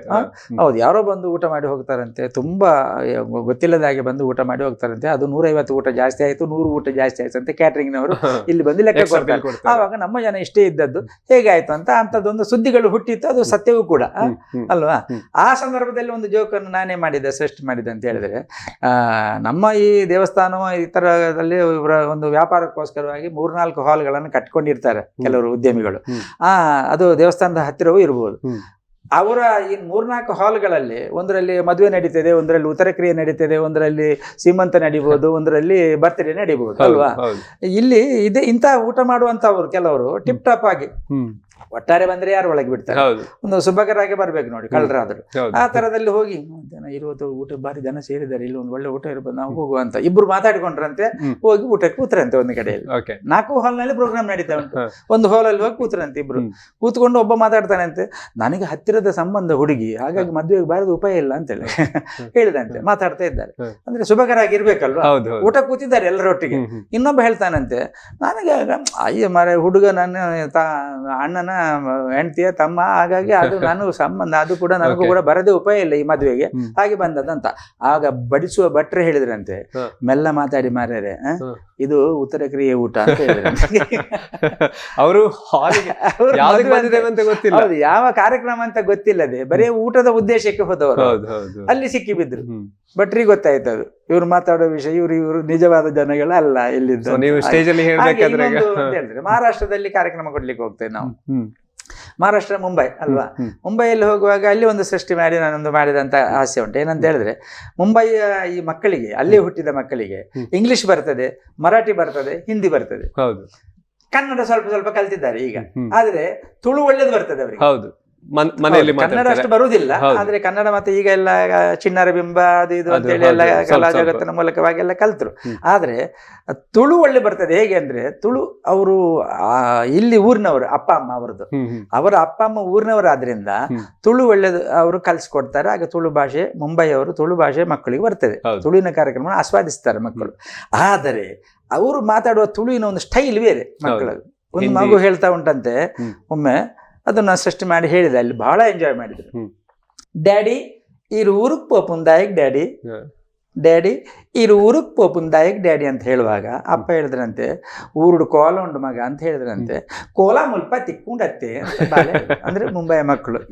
ಆವಾಗ ಮಗು ಕೊಕ್ಕೋ ಕೋಲದ ವಿಷಯ ಮಾತಾಡ್ತಾ ಉಂಟು, ಅಪ್ಪನಿಗೆ ಭೂತಕೋಲಿನ ತಲೆ ವಿಷಯಲ್ಲಿದ್ದಾನೆ ಊರಿನಲ್ಲಿ ಆಗುವಂತ. ಈ ತರದ ಇದು ನನ್ನ ಸೃಷ್ಟಿಯ ಜೋಕ್ಸ್ಗಳು. ನೀವು ಮುಂಬೈಗೆ ಸಾಕಷ್ಟು ಕಾರ್ಯಕ್ರಮಗಳಿಗೆ ಹೋಗಿದ್ದೀರಿ.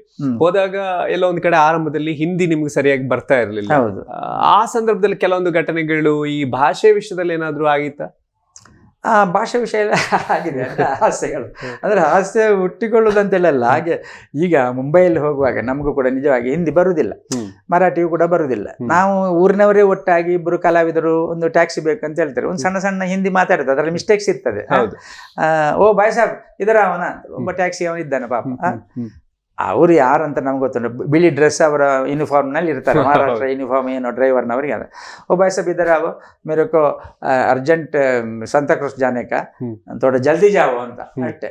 ಥೋಡಾ ಜಲ್ದಿ ಜಾವೋ ಬಾಯ್ ಸಾಬ್, ಬೈಟೋನಾ ಜಲ್ದಿ ಜಾತ ಬೈಟೋನಾ ಅಂತ ಹೇಳ್ತಾರೆ. ಕೂತ್ರು, ನಾವು ಹಿಂದೆ ಕೂತಾಗ ನಮಗೆಲ್ಲ ಅದರ ಎಷ್ಟು ದೂರ ಉಂಟು ಸಂತಾ ಕ್ರೂಸು, ಎಲ್ಲಿ ಹೋಗ್ಬೇಕು, ಯಾವ ಟರ್ನ್, ಯಾವ ದಾರಿಯಲ್ಲಿ ಹೋಗ್ಬೇಕು ನಮ್ಗೆ ಗೊತ್ತುಂಟು. ನಾವು ಮಾತಾಡಿಕೊಳ್ಳೋದು ಹಿಂದಿನಿಂದ ಕೂತು.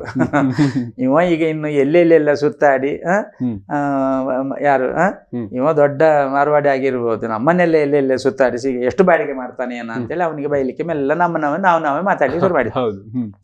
ಆವಾಗ ಅವನು ಹಿಂದೆ ತಿರುಗಿ ಹೇಳ್ತಾನೆ, ಓಯ್ ಸ್ವಾಮಿ ಯಾನೆಲ್ಲ ಊರ್ದಾಯನೆ ಅಂತ ಮತ್ತೆ ನಿಗಲೇ ಉಪದ್ರ ಕೊರ್ಪುಜ ಅಂತ ಹೇಳಿದ. ಆವಾಗಲೇ ಗೊತ್ತು ನೋಡಿ ನಮಗೆ. ಸೊ ನಾವೆಲ್ಲೇ ಭಾಷೆ ಗೊತ್ತಿಲ್ಲ ಅಂತ ಅಂದ್ಕೊಂಡು ಅವರು ಅವರ ವೃತ್ತಿಗೋಸ್ಕರವಾಗಿ ಅವರು ಆ ಭಾಷೆಯನ್ನು ಕಲ್ತಿದ್ದಾರೆ, ಬೇಕಲ್ಲ. ಸೊ ಇಂಥದ್ದು ಸಾಕಷ್ಟು ನಿಮ್ಮ ಜೀವನದಲ್ಲಿ ನಡೀತಾನೆ ಇರುತ್ತೆ. ಇನ್ನು ಈ ಹರಿಕತೆ ಅಂತ ಹೇಳಿದಾಗ, ಸೊ ಮುಂಚೆ ಎಲ್ಲ ಹರಿಕತೆಗಳನ್ನ ಜನ ಕೇಳ್ತಾ ಇದ್ರು. ಒಂದು ಕಾರ್ಯಕ್ರಮ ದೇವಸ್ಥಾನ ಅಂತ ಹೇಳಿದಾಗ ಅಲ್ಲಿ ಒಂದು ಹರಿಕತೆ ಕಾರ್ಯಕ್ರಮ ಇದ್ದೇ ಇರ್ತಿತ್ತು. ಆದ್ರೆ ಈಗಿನ ನಮ್ಮ ಜನರೇಷನ್ ಅಲ್ಲಿ ಈಗ ಈ ಹರಿಕತೆಗಳನ್ನ ಕೇಳೋದು ತುಂಬಾ ಅಪರೂಪ. ಯಾವ್ದಾದ್ರು ಒಂದು ಪ್ರಸಂಗದ ಒಂದು ತುಣುಕನ್ನ ನಮ್ಮೆಲ್ಲ ವೀಕ್ಷಕರಿಗೆ ಕೇಳಿಸ್ಬೋದಾ? ಹರಿಕತೆ ಪೀಠಿಕೆಯಲ್ಲೇ ಉಂಟು, ಅಂದ್ರೆ ವಿಶೇಷವಾಗಿ ಹೇಳುವಂತ ತುಂಬಾ ಎಲ್ಲ. ದರಿದ್ರರೆನಬಹುದೇ ಹರಿದಾಸರ, ಸಿರಿವಂತರೆನಬಹುದೇ ಹರಿದ್ರೋಹಿಗಳ, ದಾಸರ ಮೇಲಿರ್ಪದೆಯ ಸಿರಿದೇವಿ ಮೇಲಿಲ್ಲ ಪುರಂದರ ವಿಠ್ಠಲಗೆ. ಈ ತರದಲ್ಲಿ ಅಂದ್ರೆ ಪುರಂದರ ವಿಠ್ಠಲ ದಾಸರ ಮೇಲೆ ಎಷ್ಟು ಅಂದ್ರೆ ಭಕ್ತರ ಮೇಲಿರುವ, ಭಕ್ತರ ಮೇಲಿರುವಷ್ಟು ದಯೆ ಸಿರಿವಂತರ ಮೇಲಿಲ್ಲ. ಹಣ ಉಂಟಂತೇಳಿ ಏನಾದ್ರು ಮಾಡ್ಕೊಂಡು ಹೋಗಿ ಅವನ ಸ್ವಂತ ದೇವಸ್ಥಾನ ಅಂಗಳದಲ್ಲಿ ಕಟ್ಟಿದ್ರು ಕೂಡ ಅವನ ಮೇಲೆ ಪ್ರೀತಿ ಇಲ್ಲ.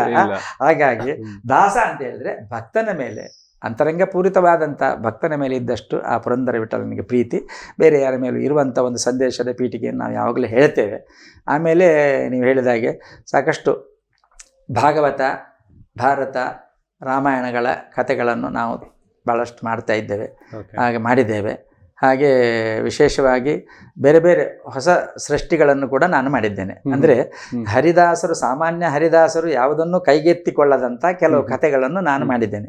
ಅದರಲ್ಲಿ ನಾನು ಕೇಳ್ಪಟ್ಟಿದ್ದೆ ಈಗ ಈ ಸ್ವಾತಂತ್ರ್ಯ ಹೋರಾಟ ಅದು ಬೇರೆ. ಅದಕ್ಕಿಂತ ಮೊದಲು ನಾನು ಈಗ ಹೆಚ್ಚಿನ ಜನರಲ್ಲಿ ಕೆಲವು ಕಥೆಗಳು ಇರುವುದಿಲ್ಲ, ಅದು ಅವು ಮತ್ತೆ ಮಾಡಬೇಕಾಗ್ತದೆ. ಅದರ ಬಗ್ಗೆ ಇಂಟ್ರೆಸ್ಟ್ ಇರುವುದಿಲ್ಲ ಅವ್ರಿಗೆ. ರಾಮಾಯಣ ಭಾರತ ಪುರಾಣದ್ದು ಮಾತ್ರ. ಹಾಗೆ ನಾನು ಕೋಟಿ ಚೆನ್ನಯ್ಯ, ಆಮೇಲೆ ಬ್ರಹ್ಮಶ್ರೀ ನಾರಾಯಣ ಗುರು, ಮತ್ತೆ ನಿತ್ಯಾನಂದ ಗುರುಗಳ ಬಗ್ಗೆ ಮಾಡಿದ್ದೇನೆ ಕತೆ. ಆಮೇಲೆ ಇದು ನಮ್ಮ ಜಗಜ್ಯೋತಿ ಬಸವಣ್ಣ ಅಂತ, ಬಸವಣ್ಣನ ಹರಿಕಥೆಯನ್ನು ಕೂಡ ನಾನು ಮಾಡಿದ್ದೇನೆ. ಅದು ಯಾರು ಮಾಡಲಿಲ್ಲ, ಹರಿಕಥಾ ರೂಪದಲ್ಲಿ ಮಾಡಲಿಲ್ಲ. ಹಾಗೆ ಈಗ ನಾವು ಇನ್ನು ಮುಂದಿನ ಒಂದು ಸೆಪ್ಟೆಂಬರ್ ಅಕ್ಟೋಬರ್ ಅಲ್ಲಿ ನಮ್ಮಲ್ಲಿ ಒಂದು ಹರಿಕಥಾ ಪರಿಷತ್ ಅಂತ ಒಂದು ರಿಜಿಸ್ಟರ್ ಆಗಿದೆ. ಶ್ರೀ ಕೆ ಮಹಾಬಲ ಶೆಟ್ಟಿ ಅದರ ಅಧ್ಯಕ್ಷರಾಗಿ ನಾನು ಅದರ ಪ್ರಧಾನ ಕಾರ್ಯದರ್ಶಿ ಆಗಿದ್ದೇನೆ. ನಮ್ದೊಂದು ಒಳ್ಳೆಯ ಒಂದು ಕ್ರಿಯೇಟಿವಿಟಿ ಕಾರ್ಯಕ್ರಮ ನಾವೀಗ ಆಯೋಜನೆಗೊಳಿಸ್ತಾ ಇದ್ದೇವೆ. ಈಗ 2 ವರ್ಷದ ಅವಧಿಯಲ್ಲಿ ಭಾರತ ಸ್ವಾತಂತ್ರ್ಯ ಅಮೃತ ಸಂಭ್ರಮದ ವರ್ಷ ಆಚರಿಸಬೇಕಂತ ಹೇಳಿದರು. ಅದಕ್ಕೆ ಕಾರಣಕ್ಕಾಗಿ ನಮ್ಮ ಇತಿಹಾಸ ಪುಟದ ಇರತಕ್ಕಂಥ ನಮ್ಮ ರಾಷ್ಟ್ರ ನಾಯಕರು ಯಾರಿದ್ದಾರೆ, ಸ್ವಾತಂತ್ರ್ಯ ಹೋರಾಟಗಾರರು, ರಾಷ್ಟ್ರ ನಾಯಕರು, ಅಂತವರ ಕಥೆಗಳನ್ನು ನಾವು ಹರಿಕಥಾ ರೂಪದಲ್ಲಿ ಹೇಗೆ ಮಾಡಬಾರದು. ಈ ಹಿಂದೆ ಯಕ್ಷಗಾನದಲ್ಲಿ ಬೇರೆ ಬೇರೆ ಕಥೆಗಳನ್ನೆಲ್ಲ ಮಾಡಿದ್ದಾರೆ, ಇದನ್ನು ಕೂಡ ಮಾಡಿದ್ದಾರೆ, ರಾಷ್ಟ್ರೀಯ ನಾಯಕರ ಕಥೆಗಳನ್ನು ಮಾಡಿದ್ದಾರೆ.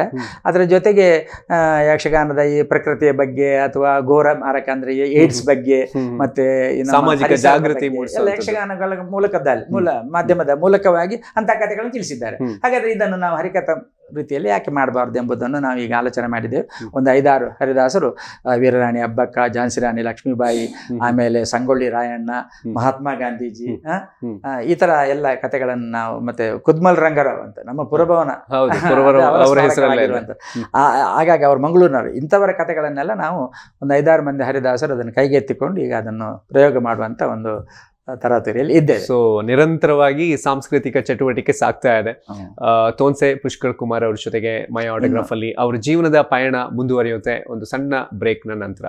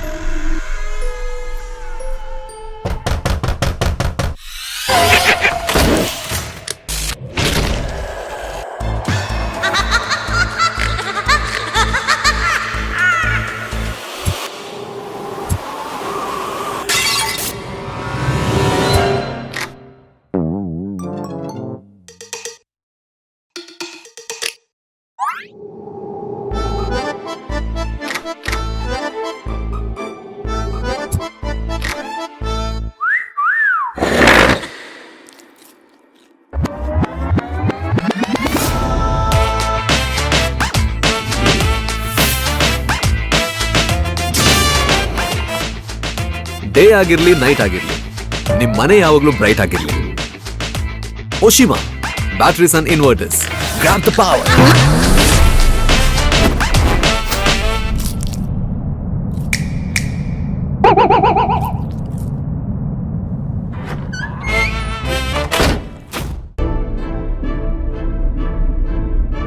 ಕೆಲವು ಹೆಮ್ಮೆಯ ಪದಗಳಿಗೂ ಮೀರಿತು. ಹೊಸತನವನ್ನು ಯಾರು ತಾನೇ ಇಷ್ಟಪಡುವುದಿಲ್ಲ.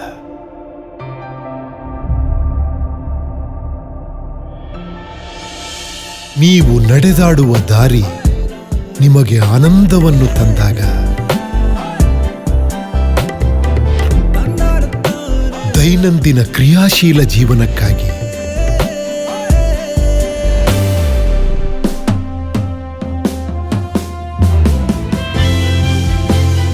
ಬಣ್ಣಗಳ ಸುಂದರ ಲೋಕದಲ್ಲಿ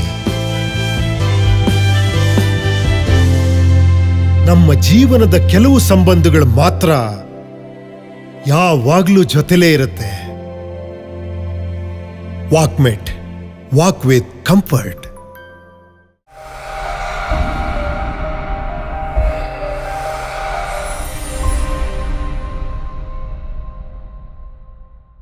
ಮತ್ತೊಮ್ಮೆ ಸ್ವಾಗತ ಮೈ ಆಟೋಗ್ರಾಫ್ ಅಲ್ಲಿ. ಇವತ್ತು ಸಾಂಸ್ಕೃತಿಕ ಲೋಕದ ದಿಗ್ಗಜರಲ್ಲಿ ಒಬ್ಬರು, ನಮ್ಮ ಕರಾವಳಿ ಕರ್ನಾಟಕದ ಚಿರಪರಿಚಿತ ಹೆಸರು ತೋನ್ಸೆ ಪುಷ್ಕರ್ ಕುಮಾರ್ ಅವರು. ಇನ್ನು ನಿಮ್ಮ ಜರ್ನಿ ಬಗ್ಗೆ ಸಾಕಷ್ಟು ವಿಷಯಗಳನ್ನು ತಿಳಿಸಿದ್ರಿ. ನಿಮ್ಮದೊಂದು ಕಲಾ ಕುಟುಂಬ. ಈ ಫ್ಯಾಮಿಲಿ ಅಂತ ಹೇಳಿದಾಗ ಅಪ್ಪ ಅಮ್ಮ ಇರ್ಬೋದು ಅಥವಾ ನಿಮ್ಮ ಕುಟುಂಬ ಸದಸ್ಯರ ನೆನಪಾದಾಗ ಎಲ್ಲೋ ಒಂದು ಕಡೆ ಜೀವನದಲ್ಲಿ ಬಹಳ ಕಾಡುವಂತ ಒಂದು ನೆನಪು ಅಥವಾ ಒಂದು ಕ್ಷಣ ಅಂತ ಹೇಳಿದ್ರೆ ಏನು ನಿಮ್ಗೆ ತುಂಬಾ ಮನಸ್ಸಲ್ಲಿ ಇರುವಂಥದ್ದು? ಅಂದರೆ ನಾನು ಮೊದಲೇ ಹೇಳಿದ ಹಾಗೆ ಮನೆ ಕಲೆ ಯಕ್ಷಗಾನ ತಂದೆಯವರ ಮೂಲಕವಾಗಿ ನಾವು ಒಂದು ರೀತಿಯಲ್ಲಿ ಇಂಥ ಪ್ರತಿಭೆಗಳನ್ನು ಹೆಚ್ಚಿಸಿಕೊಂಡು ಬಂದವರು. ಹಾಗೆ ಅವರ ನಂತರದಲ್ಲಿ ನಮ್ಮ ಒಟ್ಟು ನಾವು 6 ಮಂದಿ ಮಕ್ಕಳು, 2 ಗಂಡು ಮಕ್ಕಳು. ಅದೇ ನಾನು ಹೇಳಿ ತೋನ್ಸೆ ಜಯಂತ್ ಕುಮಾರ್ ಅಂತ, ಅವರು ಭಾಗವತರು ಮತ್ತೆ ಯಕ್ಷಗಾನದ ಸರ್ವಾಂಗ ನಿರ್ದೇಶಕರು. ಹಾಗಾಗಿ ಮತ್ತೆ ನಮ್ಮ ಅಕ್ಕಂದಿರು ಕೂಡ, ಅವರು ಕೂಡ ಒಳ್ಳೆಯ ಭಜನೆ ಇತ್ಯಾದಿಗಳನ್ನ ಹೇಳಿಕೊಂಡು ಎಲ್ಲ ರೀತಿಯಲ್ಲಿ ಸಾಂಸ್ಕೃತಿಕವಾದಂಥ ಪ್ರೀತಿ ಇದ್ದವರು. 2 ಟೀಚರ್ಸ್, ಅದರಲ್ಲಿ ಒಂದು ಅಕ್ಕ ಲಕ್ಷ್ಮೀದೇವಿ ಅಂತ ಇದ್ದಾರೆ, ಈಗ ನನ್ನ ಮನೆಯಲ್ಲಿದ್ದಾರೆ. ಹಾಗೆ ಅವರು ಕೂಡ ಹಾಗೆ ಶಾಲೆಯಲ್ಲಿರುವಾಗ ಒಳ್ಳೆಯ ಹಾಡುಗಾರರು, ಒಳ್ಳೆಯ ನೃತ್ಯ ಸಂಯೋಜಕರಾಗಿ ಪ್ರತಿಭೆಯನ್ನು, ಮತ್ತೆ ಬೇರೆ ಬೇರೆ ಲಯನ್ಸ್ ಕ್ಲಬ್ಗಳಲ್ಲೆಲ್ಲ ದುಡಿದವರು. ಅಲ್ಲಿ ಕೂಡ ಸಾಂಸ್ಕೃತಿಕ ಪ್ರತಿಭೆಯಲ್ಲಿ ಸಾಕಷ್ಟು ಒಳ್ಳೆಯ ಕಾರ್ಯಕ್ರಮಗಳನ್ನೆಲ್ಲ ನೀಡಿದವರು. ಜೊತೆಗೆ ನನ್ನ ಎಲ್ಲ ಅಕ್ಕನ ಮಕ್ಕಳಾಗಲಿ ಅಣ್ಣನ ಮಕ್ಕಳಾಗಲಿ ಒಂದೊಂದು ಪ್ರತಿಭೆಯನ್ನು ಹೊಂದಿದವರೇ ಇದ್ದಾರೆ. ಎಲ್ಲ ಹಾಡುಗಾರಿಕೆ ಇರ್ಬೋದು, ಮತ್ತೆ ನೃತ್ಯ ಇರ್ಬೋದು, ಇದರಲ್ಲೆಲ್ಲ ಒಂದು ಪ್ರತಿಭೆಯನ್ನು ಹೆಚ್ಚಿಸಿಕೊಂಡವರೇ ಇದ್ದಾರೆ. ಮತ್ತೊಂದು ಕೇಳಿದಿರಿ ನೀವು, ನಮ್ಮ ಈ ಜೀವನದಲ್ಲಿ ಅಂಥ ಒಂದು ವಿಶೇಷವಾದಂಥ ಪ್ರತಿಭೆಯನ್ನು ಹೆಚ್ಚಿಸಿಕೊಂಡು ಹೋಗುವಾಗ, ಕಲಾವಿದರಾಗಿರುವಾಗ ಬಹಳ ಏನಾದರೂ ಸಂಗತಿಗಳು ದುಃಖದ ಅಲ್ವಾ ನೀವು ಹೇಳುದು ಅಂತದ್ದು ಯಾವತ್ತು ಒಂದು ನೆನಪಾಗ್ತಾ ಇರುತ್ತೆ ಅಂದ್ರೆ ಕಡೆ ಅದನ್ನ ನೀವು ಓವರ್ಕಮ್ ಮಾಡಿದಿರಿ? ಅದರಲ್ಲಿ ನನ್ಗೆ ತಂದೆಯವರು ಒಳ್ಳೆಯ ಅವರ ಜೀವನವನ್ನು ಸಾರ್ಥಕಗೊಳಿಸಿದವರು. 97 ವಯಸ್ಸಿನವರೆಗೆ ಅವರು ಬದುಕಿ ಸಾಧಾರಣ ಅದಕ್ಕೆ ಒಂದು 10 ವರ್ಷ ಮುಂಚಿತವರೆಗೂ ಕಾರ್ಯಕ್ರಮಗಳಿಗೆ ಹೋಗಿ ಭಾಗವಹಿಸಿಕೊಂಡು ನಿರ್ದೇಶನ ಮಾಡ್ತಿದ್ದಂತ ಒಂದು ಹಿರಿಮೆ. ಹಾಗಾಗಿ ಅದೊಂದು ಸಾರ್ಥಕ ಅವರ ಬದುಕು. ತಾಯಿಯವರಿಗೆ ಮಾತ್ರ ಒಂದು ಕಾಯಿಲೆ ಇದ್ದದ್ರಿಂದ ಅವರಿಗೆ ನಮ್ಮ ಮಕ್ಕಳದ್ದು ಈ ಪ್ರತಿಭೆಗಳು ಅಥವಾ ಈ ಕಲಾವಂತಿಕೆಗಳನ್ನು ಹೆಚ್ಚು ನೋಡುವ, ಅವರಿಗೆ ಒಂದು ಹಿಸ್ಟೀರಿಯಾ ಅಂತ ಒಂದು ಇದು ಕಾಯಿಲೆ ಇತ್ತು. ಹಾಗಾಗಿ ಅವರಿಗೆ ಅದನ್ನು ನೋಡುವ, ಅದರಲ್ಲಿ ಅನುಭವಿಸುವ ಮತ್ತು ಅದರಲ್ಲಿ ಭಾಗಿಯಾಗುವ, ಅದರಲ್ಲಿ ಸಂತೋಷ ಪಡುವಂಥ ಅವಕಾಶ ಇರಲಿಲ್ಲ. ಅದು ನಮಗೆ ಅದು ನೋವಿತ್ತು. ಆದ್ದರಿಂದ ಅವರಿಗೆ ಮತ್ತೆ ಮಕ್ಕಳ ಮೇಲಿನ ಹೆಚ್ಚು ಪ್ರೀತಿ ಕೊಡುವಷ್ಟು ಕೂಡ ಅವರಿಗೆ ಇದು ಅಸೌಖ್ಯದಲ್ಲಿದ್ದಂಥ ನಮ್ಮ ಜೀವನದಲ್ಲಿ ಒಂದು ಮೈನಸ್ ಪಾಯಿಂಟ್ ಅಂತ ಹೇಳ್ಬೋದು. ಮತ್ತೆ ಎಲ್ಲರೂ ಕೂಡ ಒಳ್ಳೆಯ ರೀತಿಯಲ್ಲಿ ನಮ್ಮ ಈ ಎಲ್ಲ ನನ್ನ ಅಕ್ಕಂದಿರ ಅಣ್ಣಂದಿರ ಮಕ್ಕಳೆಲ್ಲ ಒಂದೊಂದು ರೀತಿಯಲ್ಲಿ ಎಲ್ಲ ಉದ್ಯೋಗ ಇರಬಹುದು, ಸಾಂಸ್ಕೃತಿಕ ರಂಗದಲ್ಲಿ ಕೂಡ ಪ್ರತಿಭೆಯನ್ನು ಹೊಂದಿದವರೇ ಇದ್ದಾರೆ. ನಿಜಕ್ಕೂ ಒಂದು ಸಾಂಸ್ಕೃತಿಕ ಲೋಕವನ್ನ ಬೆಳಗಿಸ್ತಾ ಇರುವಂತ ಒಂದು ಕುಟುಂಬ. ಅದ್ರ ಮಧ್ಯದಲ್ಲೇ ಈ ಪ್ರತಿಯೊಬ್ಬ ಕಲಾವಿದನಿಗೂ ಕೂಡ ಸಾಕಷ್ಟು ಪ್ರೇರೇಪಣೆಯನ್ನ, ಸ್ಫೂರ್ತಿಯನ್ನ ಕೊಡುವಂತ ವಿಷಯಗಳು ತುಂಬಾ ಇರುತ್ತೆ. ಅದರಲ್ಲಿ ಈ ಪ್ರಶಸ್ತಿ ಪುರಸ್ಕಾರಗಳು ಅಂತ ಹೇಳಿದಾಗ ಒಂದ್ ಕಡೆ ಪೇಮೆಂಟ್ ಸಿಗುತ್ತೆ ಅಥವಾ ಜನರ ಆಶೀರ್ವಾದ ಸಿಗುತ್ತೆ, ಅದ್ರ ಜೊತೆನಲ್ಲೇ ಈ ಪ್ರಶಸ್ತಿಗಳು ಬಂದಾಗ ಅದೆಲ್ಲೋ ಒಂದ್ ಕಡೆ ಜವಾಬ್ದಾರಿಯನ್ನ ಹೆಚ್ಚಿಸುತ್ತೆ. ಇನ್ನೂ ಒಳ್ಳೆ ರೀತಿಯ ಒಂದು ಮನೋರಂಜನೆಯನ್ನ ಕೊಡ್ಬೇಕು ಅನ್ನೋಂಥದ್ದು. ನಿಮ್ಗೆ ಜಿಲ್ಲಾ ರಾಜ್ಯೋತ್ಸವ ಪ್ರಶಸ್ತಿ ಇರ್ಬೋದು ಅಥವಾ ಬೇರೆ ಬೇರೆ ಪ್ರಶಸ್ತಿ ಪುರಸ್ಕಾರಗಳು ತುಂಬಾ ನಿಮ್ಮ ಬಗ್ಗೆ ನಿಮ್ಗೆ ಹೆಮ್ಮೆ ಅಂತ ಅನ್ಸೋಂಥದ್ದು ಒಂದಷ್ಟು ಹೇಳೋದಾದ್ರೆ? ನಿಜವಾಗಿಯೂ ಕೂಡ ನಾನು ಬೇರೆ ಬೇರೆ ವೇದಿಕೆಗಳಲ್ಲಿ ದುಡಿದವನಾದ್ರಿಂದ ನನಗೆ ಅಲ್ಲಿ ಸಿಕ್ಕಿದಂಥ ಮಾನ್ಯತೆಗಳು, ಅವಕಾಶಗಳು ಉಂಟಲ್ಲ, ಅದು ದೊಡ್ಡ ಪ್ರಶಸ್ತಿ ಅಂತ ಹೇಳ್ಬೋದು.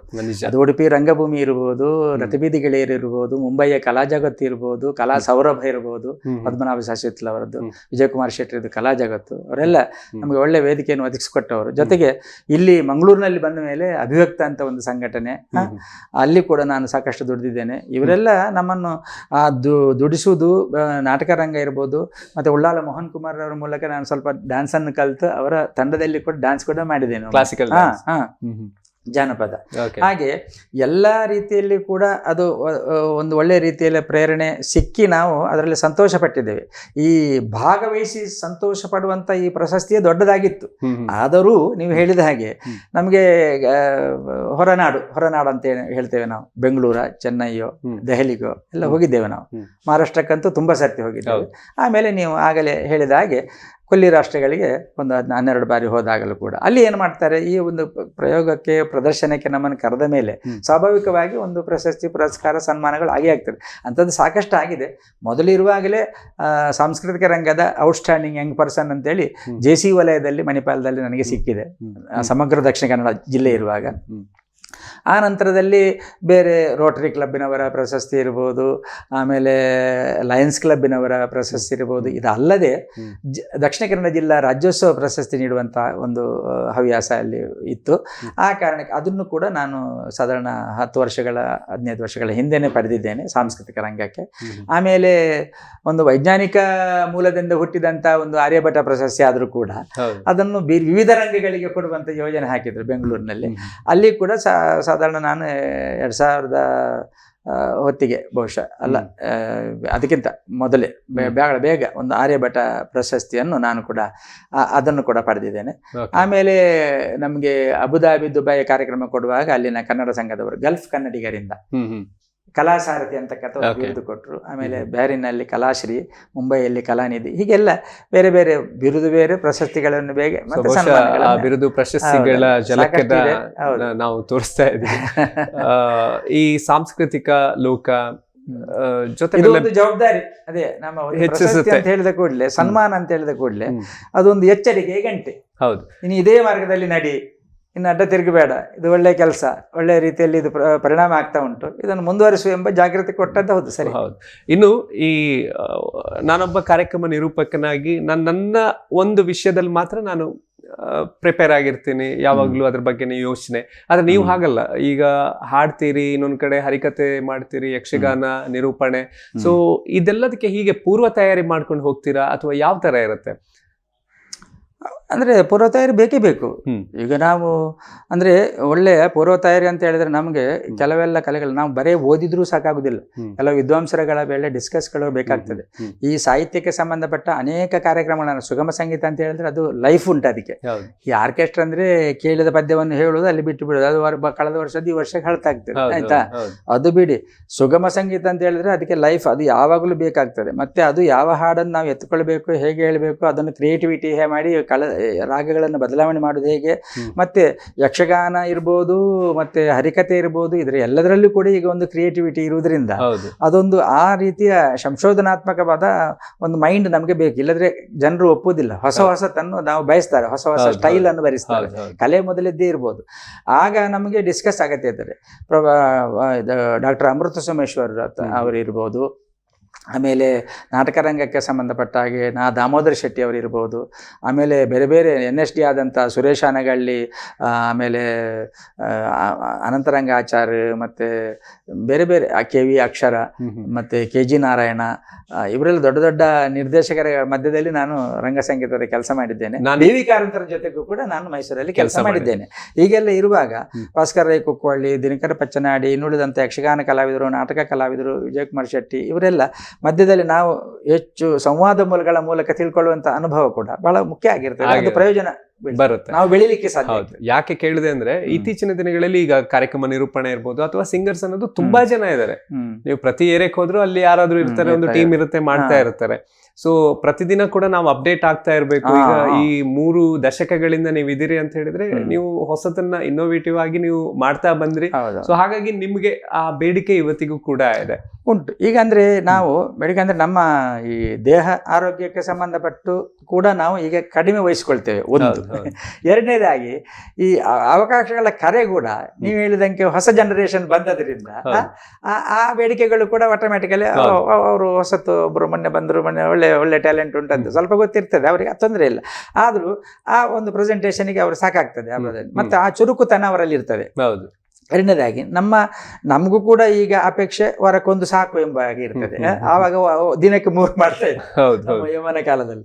ಹಾಗೆ ಈ 2 ಆದ್ರೂ ಕೂಡ ಈಗ ಬರ್ತಾ ಇದೆ. ಹರಿಕತೆ ಈಗ ಯಾವುದು ನಮ್ಮ ಹತ್ರ ಸಾಧ್ಯವೋ, ಪುರಾಣ ವಾಚನ ಪ್ರವಚನ ಹರಿಕತೆ ಅದು ಹೆಚ್ಚು ಆರ್ಕೆಸ್ಟ್ರಾದಲ್ಲಿ MC ಮಾಡ್ಲಿಕ್ಕೆ ಅಷ್ಟು ಉತ್ಸಾಹ ಆಗುದಿಲ್ಲ, ಅಲ್ಲಿ ಏನು ಮಾತಾಡೋದು ನಾವಂತ.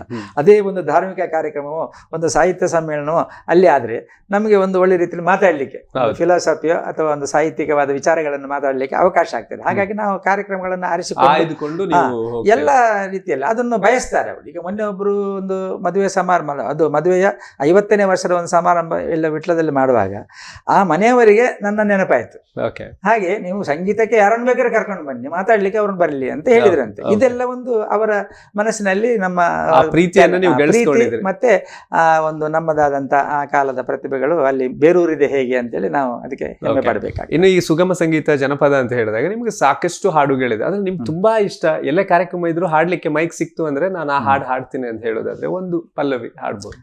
ಅದು ನಾನು ಹೆಚ್ಚಾಗಿ ಇವರು ಸಂತ ಶಿಶುನಾಳ ಶರೀಫರ ಗೀತೆಗಳನ್ನು ಹೆಚ್ಚಾಗಿ ಹಾಡ್ತೇನೆ. ಅದು ತರವೆಲ್ಲ ತಗಿ ಇರ್ಬೋದು, ಕೋಡಗನ ಕೊಳಿ ನುಂಗತಿ ಇರ್ಬೋದು, ಇದೊಂದು ಮಾಸ್ಟರ್ ಪೀಸ್ ನಂದು. ಹಾಗೆ ಅಂಥದ್ದೆಲ್ಲ ನಾನು ಹಾಡಿ ಅದರಲ್ಲಿ ಒಂಚೂರು ಕ್ರಿಯೇಟಿವಿಟಿಯನ್ನು ಕೂಡ ಮಾಡ್ಕೊಂಡಿದ್ದೇನೆ ನಾನು. ಅಲ್ಲ, ಅದು ಏನು ತೊಂದರೆ ಇಲ್ಲ, ಸಂಗೀತ ಸಂಯೋಜಕರಿಗೆ ಬಾಧಕವಾದ ರೀತಿಯಲ್ಲಿ. ಅದಂದ್ರೆ ಈಗ ಅದರ ಮೂಲ ರೀತಿ ಹೀಗಿರ್ತದೆ: ಕೊಡಗನ ಕೋಳಿ ನುಂಗಿತ್ತ ನೋಡವ್ವ ತಂಗಿ, ಕೊಡಗನ ಕೋಳಿ ನುಂಗಿತ್ತ, ಕೊಡಗನ ಕೋಳಿ ನುಂಗಿತ್ತ ನೋಡವ್ವ ತಂಗಿ, ಕೊಡಗನ ಕೋಳಿ ನುಂಗಿತ್ತ. ಆಡು ಆನೆಯ ನುಂಗಿ ಗೋಡೆ ಸುಣ್ಣವ ನುಂಗಿ, ಆಡು ಆನೆಯ ನುಂಗಿ ಗೋಡೆ ಸುಣ್ಣವ ನುಂಗಿ, ಆಡಲು ಬಂದ ಪಾತ್ರದವಳ ಮದ್ದಲೆ ನುಂಗಿತ್ತ, ಆಡಲು ಬಂದ ಪಾತ್ರದವಳ ಮದ್ದಲೆ ನುಂಗಿತ್ತ ತಂಗಿ, ಕೊಡಗನ ಕೋಳಿ ನುಂಗಿತ್ತ. ಇದು ಯಾಕಂದ್ರೆ ಅಲ್ಲಿ ಮೇಲೆ ನಿಲ್ಸಿ ತಬಲದವನಿಗೆ ಸೂಚನೆ ಕೊಟ್ಟು ಅಲ್ಲೊಂದು ಸ್ಟಾಪ್ ಕೊಡು ಅಂತ ಹೇಳಿ ಆಮೇಲೆ ಪುನಃ ಕೆಳಗೆ ಬರೋದು. ಮೂಲ ಪದ್ಯದಲ್ಲಿ ಆಡಲು ಬಂದ ಪಾತ್ರದವಳ ಮದ್ದಲೆ ನುಂಗಿತ್ತ ತಂಗಿ ಕೆಳಗೆ ಬರ್ತದೆ. ಒಂದು ಸ್ಟಾಪ್ ಕೊಟ್ಟು ಮೇಲೆ ಹೈ ಪಿಚ್ಗೆ ಕೊಂಡೋಗಿ ಮೇಲೆ ಕೊಟ್ಟು ನಿಲ್ಸಿ ಅದನ್ನು ಕೊಡುವ, ಅದು ಒಂದು ರೀತಿಯ ಹೊಸ ಸ್ಪಂಚ್ ಆಗ್ತದೆ ಜನರಿಗೆ. ಈ ತರದ ಕೆಲವು ಎಲ್ಲ ಹಾಡುಗಳಲ್ಲಿ ಕೂಡ ನಾನು ಮಾಡಿಕೊಂಡು ಹೋದದ್ದು ಉಂಟು. ಓಕೆ. ಸೊ ಇನ್ನು ಮಿಮಿಕ್ರಿ ಮಾಡುವಂಥದ್ದು ಕೂಡ ಇದೆ. ಹೌದು, ಅದು ಮಿಮಿಕ್ರಿಯಲ್ಲಿ ನನ್ನ ಒಂದು ಕ್ರಿಯೇಟಿವಿಟಿ 2-3 ಬಗೆದಿತ್ತು. ಒಂದು ಏನಂತ ಹೇಳಿದ್ರೆ, ಸಾಹಿತ್ಯ ಯಾವುದು ಆದರೂ ಕೂಡ ಸಂಗೀತಕ್ಕೆ ಒಂದು ಶ್ರೇಷ್ಠ ಶಕ್ತಿ ಉಂಟು ಅಂತ. ಅಂದರೆ ಅದರಲ್ಲಿ ಅದು ಒಂದು ಹೀಗೆ ಕಲ್ಪನೆ ಬಂದಾಗ ಚಿನ್ನ ಬೆಳ್ಳಿ ತಾಮ್ರ ಎಲ್ಲ ಸೇರಿಸಿ ಅದು ಕೂಡ ಒಂದು ಹಾಡು ಮಾಡಿದರೆ ಸಂಗೀತಕ್ಕೆ ಅಂತ ಗುಣ ಉಂಟು ಅಂತೇಳಿ ಅದನ್ನು ಮಾಡಿದೆ ನಾನು. ಅಲ್ಯೂಮಿನಿಯಂ ತವರ ತರಹದೊಂದು ಹಾಡು. ಸೊ ಯಾವ ತರ ಅದು ಒಂದು ಎಲ್ಲ ಅಂದ್ರೆ ಸಾಹಿತ್ಯ, ಗಂಭೀರವಾದ ಸಾಹಿತ್ಯ ಇಲ್ಲದಿದ್ದರೂ ಕೂಡ ಸಂಗೀತದಿಂದ ಅದನ್ನು ಒಂಥರ ಮನಸ್ಸಿಗೆ ಮಾಡುವ ಹಾಗೆ. ಅಲ್ಯೂಮಿನಿಯಂ ತವರ ಬೆಳ್ಳಿ ಬಂಗಾರ, ಅಲ್ಯೂಮಿನಿಯಂ ತವರ, ಹಿತ್ತಾಳೆ ಹಿತ್ತಾಳೆ ಹಿತ್ತಾಳೆ, ತಾಮ್ರ ತಾಮ್ರ ತಾಮ್ರ ತಾಮ್ರ ತಾಮ್ರ ತಾಮ್ರ ತಾಮ್ರ ತಾಮ್ರ ತಾಮ್ರ, ಕಬ್ಬಿಣ ಕಂಚಿ ಕಬ್ಬಿಣ, ಕಬ್ಬಿಣ ಕಂಚಿ ಕಬ್ಬಿಣ, ಹಿತ್ತಾಳೆ ಅಲ್ಯೂಮಿನಿಯಂ ತವರ,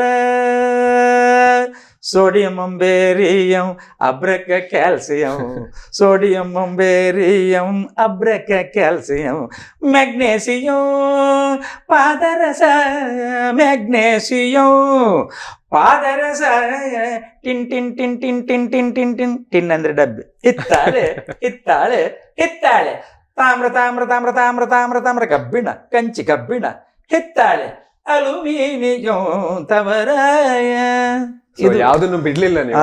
ಶಾಸ್ತ್ರೀಯದ ಒಂದು ಷಣ್ಮುಖ ಪ್ರಿಯ ರಾಗ ಆದಿತಾಳಕ್ಕೆ ಇದನ್ನು ಸೇರಿಸಿಕೊಂಡು ಹೋದ ನಾವು. ಇದು ಲೋಹ ಸಂಗೀತ ಅಂತ.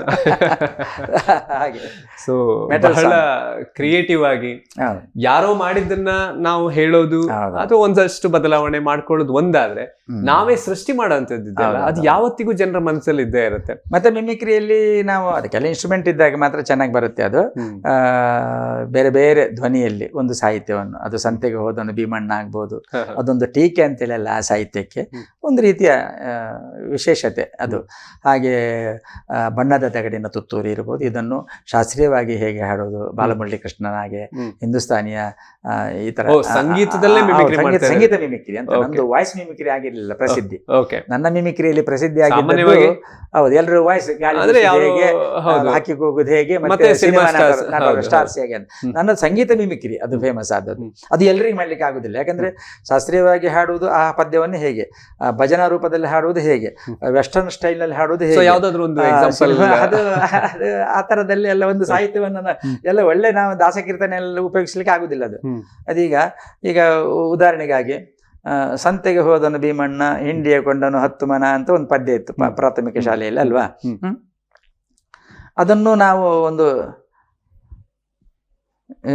ಶಾಸ್ತ್ರೀಯವಾಗಿ ಉಪಯೋಗಿಸುವುದು ಹೇಗೆಂದ್ರೆ, ಸಂತೆಗೆ ಹೋದನು ಭೀಮಣ್ಣ, ಹಿಂಡಿಯ ಕೊಂಡನು 10 ಮಣ, ಕತ್ತೆಯ ಬೆನ್ನಿಗೆ ಏರಿಸಿದ, ಕುದುರೆಯ ಜೊತೆಯಲ್ಲಿ ಸಾಗಿಸಿದ.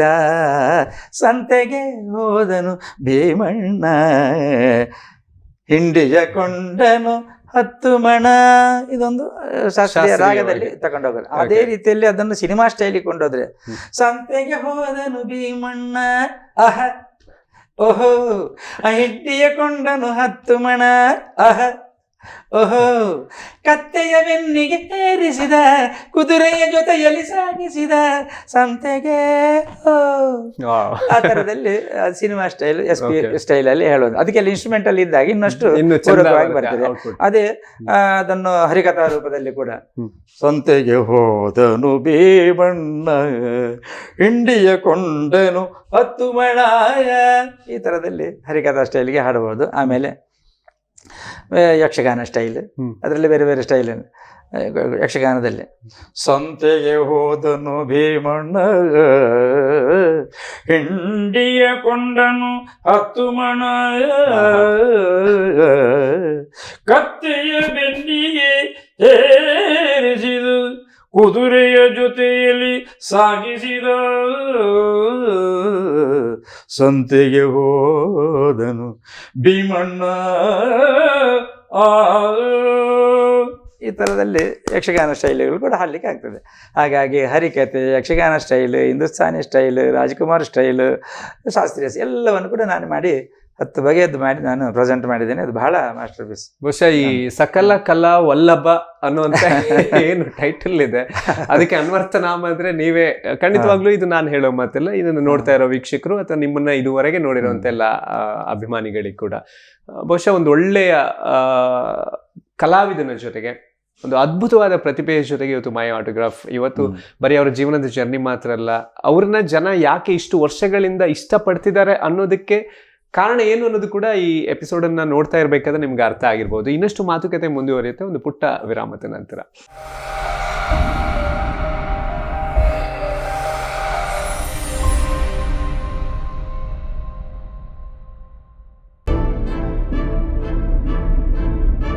ಕೆಲವು ಹೆಮ್ಮೆಯ ಪದಗಳಿಗೂ ಮೀರಿತು.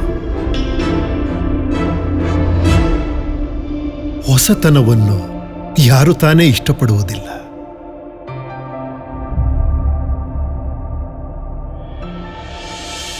ನೀವು ನಡೆದಾಡುವ ದಾರಿ ನಿಮಗೆ ಆನಂದವನ್ನು ತಂದಾಗ,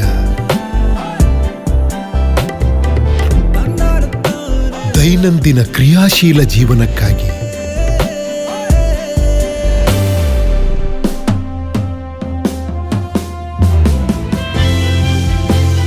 ಬಣ್ಣಗಳ ಸುಂದರ ಲೋಕದಲ್ಲಿ ನಮ್ಮ ಜೀವನದ ಕೆಲವು ಸಂಬಂಧಗಳು ಮಾತ್ರ ಯಾವಾಗ್ಲೂ ಜೊತೆಲೇ ಇರುತ್ತೆ. Walkmate, walk with comfort.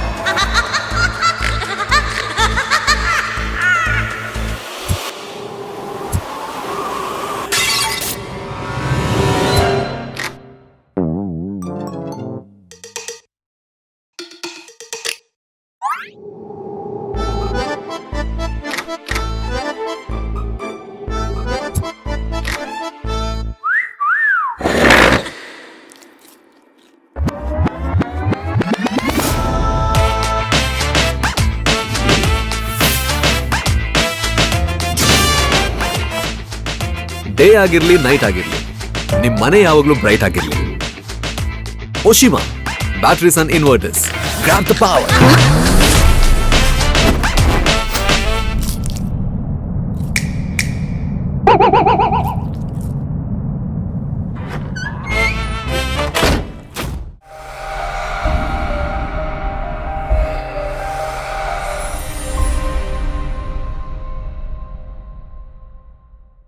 ಸಂಗೀತ, ಸಾಹಿತ್ಯ, ನೃತ್ಯ, ನಿರೂಪಣೆ, ಯಕ್ಷಗಾನ, ಹರಿಕತೆ, ನಾಟಕ, ಬೇರೆ ಬೇರೆ ಕ್ಷೇತ್ರಗಳಲ್ಲಿ ತಮ್ಮನ್ನು ತೊಡಗಿಸಿಕೊಂಡಿರುವಂಥ ನಮ್ಮ ಕರ್ನಾಟಕದ ಹೆಮ್ಮೆಯ ಪ್ರತಿಭೆ ತೋನ್ಸೆ ಪುಷ್ಕಳ್ ಕುಮಾರ್ ಅವ್ರ ಜೊತೆಗೆ ಕಾರ್ಯಕ್ರಮದ ಕೊನೆಯ ಕ್ಷಣಕ್ಕೆ ನಾವು ಬರ್ತಾ ಇದ್ದೀವಿ. ಸೊ ಒಂದಷ್ಟು ಮರೆಯಲಾಗದ ನೆನಪುಗಳು ನಿಮ್ಮ ಜೀವನದಲ್ಲಿ ಇರೋದನ್ನ ನಾನು ಹೇಳ್ಕೊಳ್ಬೇಕು ಅಂತ ನಿಮ್ಮ ಮನಸ್ಸಲ್ಲಿರೋದು? ಆರಂಭದ ಪ್ಲಾಟ್ಫಾರ್ಮ್ಗಳನ್ನು ನಾನು ಹೇಳಿದೆ ಆಗಲೇ. ಹೌದು. ಆದರೆ ನಾವು ಕಲ್ತಂತ ಕನ್ನಡ ಪ್ರೈಮರಿ ಶಾಲೆಯನ್ನು ಕೂಡ ನಾವು ಮರೆಯುವಂತಿಲ್ಲ. ಹಾಗಾಗಿ ನಿಜವಾಗಿಯೂ ಕೂಡ ಅದನ್ನು ಮರೆಯುವಂತಿಲ್ಲ. ಅದು ಅಲ್ಲಿ ನಮ್ಮ ಇವರು ವೆಂಕಟಕೃಷ್ಣರಾವ್ ಅಂತ ಅಧ್ಯಾಪಕರಿದ್ದರು 7ನೇ ಕ್ಲಾಸ್ನಲ್ಲಿ, 6ನೇ ಕ್ಲಾಸ್ನಲ್ಲಿ. ಆಮೇಲೆ ಗಿರಿಜಾ ಟೀಚರ್ ಅಂತ ಒಬ್ಬರು ಇದ್ದರು. ಅವರೆಲ್ಲ ಸಾಂಸ್ಕೃತಿಕ ಪ್ರತಿಭಾವಂತರಾಗಿದ್ದರು. ಮತ್ತು ಉಳಿದ ಎಲ್ಲ ಟೀಚರ್ಸ್ಗಳು ಕೂಡ ನಮಗೆ ಹೇಗೆ ಶಿಕ್ಷಣವನ್ನು ಕೊಡ್ತಾರ, ಅದರ ಜೊತೆಗೆ ಸಾಂಸ್ಕೃತಿಕವಾಗಿ ನಮ್ಮನ್ನು ಬೆಳೆಸುವಲ್ಲಿ ಕೂಡ ಅವರ ಒಂದು ವಿದ್ವತ್ತು ಕೂಡ ಕಾರಣ ಆಗಿರ್ತದೆ. ಒಂದು ಕನ್ನಡ ಪಠ್ಯಪುಸ್ತಕದಲ್ಲಿರುವಂಥ ಹಾಡನ್ನು ಕೂಡ ಅವರು ಹೀಗೆ ರಾಗದಲ್ಲಿ ಹಾಡಿಸಿ ತೋರಿಸ್ತಾ ಇದ್ರು, ಅದನ್ನು ನಾವು ಹಾಡ್ತಾ ಇದ್ವಿ. ಮತ್ತೆ ಎಲ್ಲ ಕಾರ್ಯಕ್ರಮಗಳಲ್ಲಿ ಕೂಡ ನಾವು ಭಾಗವಹಿಸುವಾಗ ನಾವೊಂದು ಲೀಡ್ ಸಿಂಗರ್ ಆಗಿತ್ತು. ರಾಷ್ಟ್ರೀಯ ದಿನಗಳಲ್ಲಿ ಶಾಲೆಯಲ್ಲಿ ಗ್ರೂಪ್ ಸಾಂಗ್ಗಳೆಲ್ಲ ತುಂಬಾ ಇರ್ತದೆ, ಸ್ಕೂಲ್ ಡೇಗಳಿರ್ತದೆ. ಅದರಲ್ಲೆಲ್ಲ ನಮ್ಮನ್ನು ಲೀಡ್ ಸಿಂಗರ್ ಆಗಿ ಮಾಡುವಂತ ಪ್ರತಿಭೆಯನ್ನು ಗುರುತಿಸಿ ಮತ್ತೆ ಅವರು ಅಷ್ಟು ಹೇಳಿಕೊಡ್ಬೇಕಲ್ಲ. ಈಗ ಚಿಕ್ಕನ್ನಲ್ಲಿ ದೊಡ್ಡವರು ಹೇಳಿಕೊಡದೆ ನಾವೇನು ಕಲಿಯುವುದು, ಅದು ಬಹಳ ಮುಖ್ಯವಾಗಿರ್ತದೆ. ಒಮ್ಮೆ ಅದೇ ಹಾಗೆ ಆಯ್ತು. ಒಮ್ಮೆ ಹೇಳಿದ್ರೆ ನಮ್ಮ ಒಂದು 4 ಸರ್ತಿ ಹಾಡಿಸಿದ್ರಂತೆ ಒಂದು ಗೀತೆಯನ್ನು ಒಬ್ಬನ ಹತ್ರ. 4 ಸರ್ತಿ ಹಾಡಿಸುವಾಗ ಶಾಲೆಯಲ್ಲಿ ಅವನ ಅಪ್ಪ ಕೂಡ ಬಂದಿದ್ರಂತೆ, ಒಬ್ಬ ಹುಡುಗನದ್ದು. ಹಾಗೆ ಭಾಳ ಖುಷಿ ಆಯ್ತು ಅವರಿಗೆ. ರಿಪೀಟ್ ಅಂತ 4 ಸರ್ತಿ ಹಾಡಿಸಿ ಖುಷಿ ಆಯ್ತು, ಭಾಳ ಖುಷಿ. ಚಪ್ಪಾಳೆ ತಟ್ಟಿದ್ರೆ ಎಲ್ಲ. ಆಮೇಲೆ ಹೆಡ್ ಮಾಸ್ಟರ್ ಸಿಕ್ಕಿದಾಗ ಅವ್ರು ಕೇಳಿದ್ರಂತೆ ಅವನ ಅಪ್ಪ ಆ ಹುಡುಗನದ್ದು, ನಮ್ಮ ಮಗನ ಪದ್ಯ ಚೆನ್ನಾಗಿ ಆಯ್ತಾ ಗೊತ್ತಿಲ್ಲ, ನಂಗೆ 4 ಸರ್ತಿ ಹಾಡಿಸಿದ್ರಿ ನೀವು, ಧನ್ಯವಾದಗಳು ಸರ್ ಅಂತ ಹೇಳಿದ್ರಂತೆ ಅವನ ಅಪ್ಪ. ಅದಕ್ಕೆ ಅವನು ತಪ್ಪು ಹಾಡ್ತಾ ಇದ್ದ, ಯಾವಾಗ ಸರಿ ಹಾಡ್ತಾನೆ ನೋಡು ಅಂತ 4 ಸರ್ತಿ ಹಾಡಿಸಿದ್ದ. ಈ ತರದ ತಿದ್ದುವಿಕೆ ಇತ್ತು ನಮಗೂ ಕೂಡ.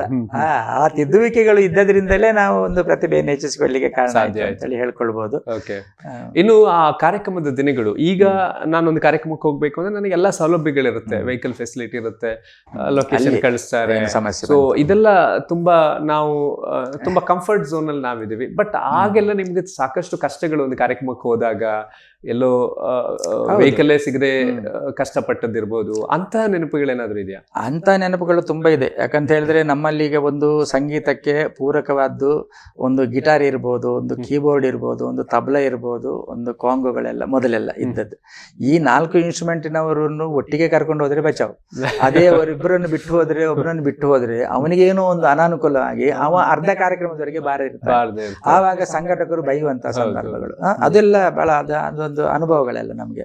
ಮತ್ತೊಂದು ಕಡೆಯಲ್ಲಿ ಆಗಿತ್ತಂತೆ, ಈಗ ಡೇಟ್ ಕೊಡುವಾಗಲೂ ಕೂಡ ನಾವು ಮರೆಯುವಾಗ ಅದನ್ನೆಲ್ಲ ಮೊದಲೆಲ್ಲ ಅದನ್ನು ಎಂಗೇಜ್ ಮಾಡಿ ಇಡುವಂಥದ್ದು ಎಲ್ಲ ಕ್ಯಾಲೆಂಡರ್ ನಲ್ಲಿ ಬರೆದ್ರೆ ಆಯ್ತು. ಈಗ ಫೆಬ್ರವರಿ 2 ಅಂತ ಹೇಳಿದ್ದನ್ನು ಮಾರ್ಚ್ 2 ಅಂತ ಬರ್ದಿಟ್ಟುಕೊಂಡ್ರೆ, ಅಥವಾ ಮಾರ್ಚ್ 2 ಅಂತ ಹೇಳಿದ್ರೆ ಫೆಬ್ರವರಿ 2 ಬರೋದು ತೊಂದರೆ ಆಗ್ತದೆ.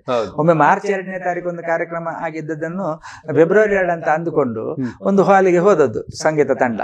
ಸಂಗೀತ ತಂಡ ಹೋಗಿದಾಗ ನಮಸ್ಕಾರ, ಬೆಲೆ ಧನ್ಯ ತಡ ಅಂತೇಳಿ ಹೇಳಿ ಎಲ್ಲ ಅವರನ್ನು ಕೂತ್ಕೊಳಿಸಿ ಎಲ್ಲ ಸೌಂಡ್ ಸಿಸ್ಟಮ್ ಎಲ್ಲ ಕಳಿಸಿ ಎಲ್ಲ ಪ್ರೋಗ್ರಾಮ್ ಎಲ್ಲ ಶುರು ಮಾಡಿದಾಗ ಎಲ್ಲ ಪ್ರೋಗ್ರಾಮ್ ಶುರುವಾಯಿತು, ಎಂತೆಲ್ಲ ಆಯ್ತು. ಆಮೇಲೆ ಎಲ್ಲ ಆದ್ಮೇಲೆ ಕೇಳಿದ್ರೆ ನಿಮ್ಮನ್ನು ಯಾರು ಬರ್ಲಿಕ್ಕೆ ಹೇಳಿದ್ದು, ಪೇಮೆಂಟ್ ಕೊಡ್ಲಿಕ್ಕೆ ಹೋಗುವ ಇದು ಅಲ್ವಾ ಪ್ರೋಗ್ರಾಮ್ ಅಲ್ಲ, ನಾವು ಹೇಳಲೇ ಇಲ್ಲ ಆರ್ಕೆಸ್ಟ್ರಾ ಅಂತ. ಯಾರು ಯಾರು ಯಾರು ಅಂತೇಳಿ ಯಾರು ಹೇಳಿದಾಗ ಯಾರಿಗೆ ಫೋನ್ ಮಾಡುವಾಗ ಅವು ಇಲ್ಲಿ ಮಾರ್ಚ್ 2 ಅವು ಇಲ್ಲಿ ಈ ತರದ ನಮ್ಮ ತಂಡದ ಕಲಾವಿದರಿಗೆ ಆದಂತ ಅನುಭವವನ್ನು ನಾನು ಹೇಳೋದು. ಹಾಗೆ ಮತ್ತೆ ದೂರ ಹೋಗುವಾಗ ಗಲ್ಫ್ ಇರ್ಬೋದು, ಇಲ್ಲಿ ನಮ್ಮ ಮುಂಬೈಯಲ್ಲಿ ಇರ್ಬೋದು, ಇಲ್ಲಿ ಬಂದು ಅಲ್ಲಿ ಕಾರ್ಯಕ್ರಮ ಆಗಿ ಇಲ್ಲಿ ಬಂದು ಜಾಬ್ಗೆ ಬರುವಾಗ ಇಲ್ಲೆಲ್ಲ ಟ್ರೈನ್ ಲೇಟ್ ಆಗೋದು, ಫ್ಲೈಟ್ ಲೇಟ್ ಆಗೋದು, ಈ ತರ ಸಮಸ್ಯೆಗಳಿಂದ ತುಂಬಾ ಎಡವಟ್ಟುಗಳು ಆಗಿದೆ. ಅದನ್ನೆಲ್ಲ ಸಂಘಟಕರೆಲ್ಲ ಸುಧಾರಿಸಿಕೊಂಡಿದ್ದಾರೆ. ಅದೇ ನಮ್ಮಲ್ಲಿರುವಂತ ಈ ನಾನು ಆಗಲೇ ಹೇಳಿದಂತ ಉಡುಪಿಯ ಸಂಘಟನೆಗಳಿರ್ಬೋದು, ಮಂಗಳೂರಿನ ಸಂಘಟನೆಗಳಿರ್ಬೋದು, ಮುಂಬೈಯ ಕಲಾ ತಂಡಗಳಿರ್ಬೋದು, ಮತ್ತೆ ಬೇರೆ ಬೇರೆ ದೊಡ್ಡ ದೊಡ್ಡ ಪ್ರತಿಷ್ಠಿತ ವ್ಯಕ್ತಿಗಳೆಲ್ಲ ನಮಗೆ ಅಂತ ಅವಕಾಶಗಳನ್ನು ಕೊಟ್ಟಿದ್ದಾರೆ. ಡಾಕ್ಟರ್ ಮೋಹನ್ ಆಳ್ವೆ ಕೂಡ ನಮ್ಮ ಪ್ರತಿಭೆಯನ್ನು ಗುರುತಿಸಿ ಅವರ ನುಡಿಸಿರಿಗಳಲ್ಲೆಲ್ಲ ಅವಕಾಶವನ್ನು ಕೊಟ್ಟು ನಮ್ಮನ್ನು ಪ್ರೋತ್ಸಾಹಿಸಿದ್ದಾರೆ. ಇದೆಲ್ಲ ನಾವು ಸಾರ್ವತ್ರಿಕವಾಗಿ ನಾಡು ಮತ್ತು ಹೊರನಾಡಿನ ಇಂಥ ಎಲ್ಲ ದೊಡ್ಡ ದೊಡ್ಡ ಸಂಘಟಕರನ್ನು ನಾವು ಈ ಸಂದರ್ಭದಲ್ಲಿ ಕೃತಜ್ಞತೆಯಿಂದ ಸ್ಮರಿಸ್ತಾ ಇದ್ದೇವೆ. ಕೊನೆಯದಾಗಿ ಕಾರ್ಯಕ್ರಮ ಮುಗಿಸೋದಕ್ಕೂ ಮುಂಚೆ ಒಬ್ಬ ಹಿರಿಯ ಕಲಾವಿದರಾಗಿ ಕಿರಿಯರಿಗೆ ಏನೊಂದು ಸಂದೇಶವನ್ನು ನೀವು ಕೊಡ್ತೀರಿ? ಈಗಿನ ಹುಡುಗರಿಗೆ ಏನಂತ ಹೇಳಿದ್ರೆ ಸಂಗೀತವನ್ನು ಅಭ್ಯಾಸ ಮಾಡುವಂತ ಆಸಕ್ತಿ ಬೇಕು ಅವರಿಗೆ. ಈಗ ಏನಂತ ಹೇಳಿದ್ರೆ ಒಂದು ಫ್ಲಾಪಿ ಕಾಲದಲ್ಲಿ ನಾವಿದ್ದೇವೆ. ಅದು ಯಾವುದೋ ಒಂದು ಎಲ್ಲ ಮ್ಯೂಸಿಕ್ ಅನ್ನು ಹಾಕಿದಾಗ ಎಲ್ಲ ಮ್ಯೂಸಿಕ್ ಅದರಲ್ಲಿ ಬರ್ತದೆ, ಮೊಬೈಲ್ ಎಲ್ಲ ಸಿಕ್ಕಿಸಿ ಅದನ್ನೆಲ್ಲ ಮಾಡುದು. ಆದ್ರೆ ಹಾಡುಗಾರನಿಗೆ ಸಮಸ್ಯೆ ಇಲ್ಲ, ಅವ ಹಾಡಿನ ಪ್ರತಿಭೆಯನ್ನು ತೋರಿದಾಗ ಮಾತ್ರ ಅವನಿಗೆ ಡಿಮಾಂಡ್. ಆದ್ರೆ ಇನ್ಸ್ಟ್ರೂಮೆಂಟಿನ ಪ್ರತಿಭಾವಂತ ಕಲಾವಿದರಿದ್ದಾರಲ್ಲ ಅವರು ಸೋಮಾರಿಗಳಾಗ್ತಾರೆ. ಹಾಗಾಗಿ ಸ್ವತಃ ತಬಲದವನು ನುಡಿಸುವಂತ ಅಧ್ಯಯನವನ್ನು ಮಾಡಬೇಕು. ಆ ರಿದಮ್ ಪ್ಯಾಡ್ ಇರ್ಬೋದು, ಗಿಟಾರ್ ಇರ್ಬೋದು, ವೀಣೆ ಇರ್ಬೋದು, ಯಾವುದೇ ಕೊಳಲು ಇರ್ಬೋದು, ಇದನ್ನೆಲ್ಲ ಆ ಸ್ವಂತಿಕೆಯನ್ನು ಬೆಳೆಸ್ಕೊಳ್ಳುವಂಥ ಅಧ್ಯಯನ ಮಾಡುವಂಥ ಅಭ್ಯಾಸವನ್ನು ಬೆಳೆಸ್ಕೊಳ್ಬೇಕು. ಮತ್ತೆ ಕಲಾವಿದನು ಕೂಡ ಒಂದು 4 ಹಾಡು ಹಾಡಿದ ಕೂಡಲೇ ಒಂದು ಅಷ್ಟು ದೊಡ್ಡ ಜನ ಆಗುವುದಿಲ್ಲ, 4 ಹಾಡು ಬರೆದವ ಕವಿ ಆಗುವುದಿಲ್ಲ. ಹಾಗಾಗಿ ಅದರಲ್ಲಿ ವಿಶೇಷವಾದಂಥ ಆಳವಾದಂಥ ಅಧ್ಯಯನವನ್ನು ಹಿರಿಯ ವಿದ್ವಾಂಸರ ಮೂಲಕವಾಗಿ ಅವರ ಒಂದು ಡಿಸ್ಕಸ್ ಮೂಲಕ, ಅವರ ಮಾರ್ಗದರ್ಶನದ ಮೂಲಕ, ಓದುವುದರ ಮೂಲಕ, ತಿಳಿಯುವುದರ ಮೂಲಕ, ಕೇಳುವುದರ ಮೂಲಕ ಅನುಭವಗಳನ್ನು ಹೆಚ್ಚಿಸಿಕೊಂಡಾಗ ಮಾತ್ರ ಒಬ್ಬ ಕಲಾವಿದ ಅವನು ಯಶಸ್ಸನ್ನು ಕಾಣಲಿಕ್ಕೆ ಸಾಧ್ಯ ಇದೆ. ಅದು ನಮ್ಮ ಪಾಲಿನಲ್ಲಿ ಕೂಡ ಅಂತ ಒಂದು ವಿಶೇಷವಾದಂತ ಪರಿಣಾಮ ಆಗಿದೆ ಅಂತ ಹೇಳಲಿಕ್ಕೆ ನಾನು ಇಷ್ಟಪಡ್ತಾ ಇದ್ದೇನೆ. ಬಹಳ ಖುಷಿ ಆಯ್ತು. ಇನ್ನು ಅದೇ ಮಕ್ಕಳು ಈ ರೀತಿಯಲ್ಲಿ ತಮ್ಮ ಕಲೆಯನ್ನು ಬೆಳೆಸ್ಕೊಳ್ಬೇಕು. ಇಷ್ಟು ಹೊತ್ತುಗಳ ಕಾಲ ನಿಮ್ಮನ್ನ ಬಹಳ ವೇದಿಕೆಗಳಲ್ಲಿ ನಾನು ಕೂಡ ಕಂಡಿದ್ದೀನಿ, ಚಿಕ್ಕ ವಯಸ್ಸಿಂದ ನೋಡಿ ಬೆಳೆದವನು. ಅಂಡ್ ಇವತ್ತು ನಿಮ್ಮ ಜೊತೆಗೆ ಒಂದಷ್ಟು ಮಾತಾಡುವಂತ ಅವಕಾಶ ಸ್ಪಂದನ ಟಿವಿಯ ಮೈ ಆಟೋಗ್ರಾಫ್ ಮೂಲಕ ಸಿಕ್ಕಿದೆ. ಬಹುಶಃ ಈ 1 ಗಂಟೆಗಳ ಕಾಲದ ಏನು ಮಾತುಕತೆ ಇದೆ, ಇದರಲ್ಲಿ ಕಲಿಯುವಂತ ತುಂಬಾ ಇದೆ, ಖುಷಿ ಪಡುವಂತ ವಿಷಯಗಳು ಸಾಕಷ್ಟಿದೆ. ಒಬ್ಬ ವ್ಯಕ್ತಿ ಹೇಗೆ ಸಾಧಕನಾಗ್ತಾರೆ ಅಂದ್ರೆ ಅವರ ಪಟ್ಟ ಪರಿಶ್ರಮ ಅದಕ್ಕೆ ತುಂಬಾ ಕಾರಣ ಆಗತ್ತೆ ಅನ್ನುವಂಥದ್ದು ನಿಮ್ಮ ವ್ಯಕ್ತಿತ್ವದ ಮೂಲಕ ಗೊತ್ತಾಯ್ತು. ಸ್ಪಂದನ ಟಿವಿಯ ಎಲ್ಲ ಟೆಕ್ನಿಷಿಯನ್ಸ್ ಪರವಾಗಿ ಹಾಗೆ ನಮ್ಮೆಲ್ಲ ವೀಕ್ಷಕರ ಪರವಾಗಿ ನಿಮಗೆ ಧನ್ಯವಾದಗಳು. ಅವಕಾಶಕ್ಕೆ ಸ್ಪಂದನ ಟಿವಿ ಮತ್ತೆ ಈ ಕಾರ್ಯಕ್ರಮವನ್ನು ನಿರ್ವಹಿಸಿದಂತ ಸ್ನೇಹಿತರು ಪ್ರಸನ್ನ ಅವರಿಗೂ ಕೂಡ ಮತ್ತೆ ಸಿಬ್ಬಂದಿ ವರ್ಗದವರಿಗೆ ನನ್ನ ಪ್ರತ್ಯೇಕ ವಂದನೆಗಳು.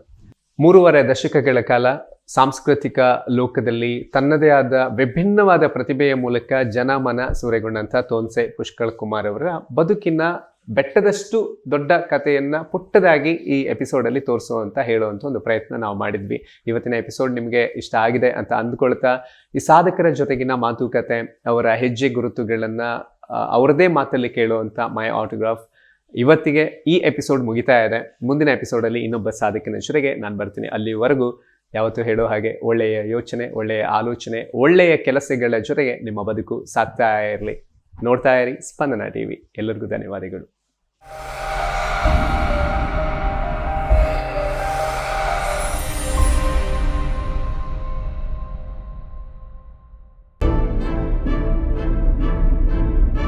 ಕೆಲವು ಹೆಮ್ಮೆಯ ಪದಗಳಿಗೂ ಮೀರಿತು. ಹೊಸತನವನ್ನು ಯಾರು ತಾನೇ ಇಷ್ಟಪಡುವುದಿಲ್ಲ.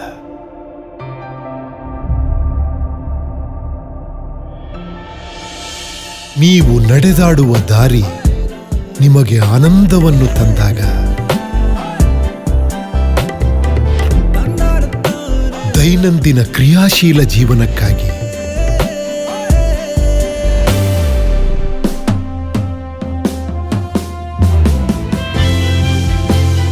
ಬಣ್ಣಗಳ ಸುಂದರ ಲೋಕದಲ್ಲಿ ನಮ್ಮ ಜೀವನದ ಕೆಲವು ಸಂಬಂಧಗಳು ಮಾತ್ರ ಯಾವಾಗ್ಲೂ ಜೊತೆಲೇ ಇರುತ್ತೆ. ವಾಕ್ಮೆಟ್, walk with comfort.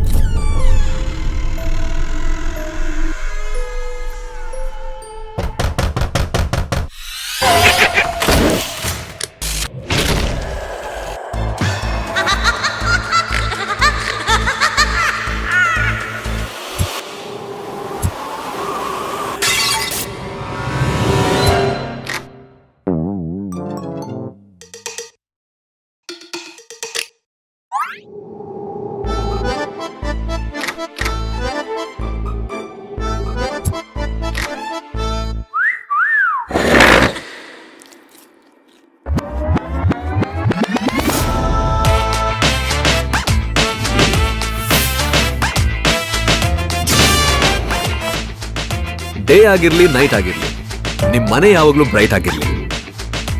Oshima, batteries and inverters. Grab the power.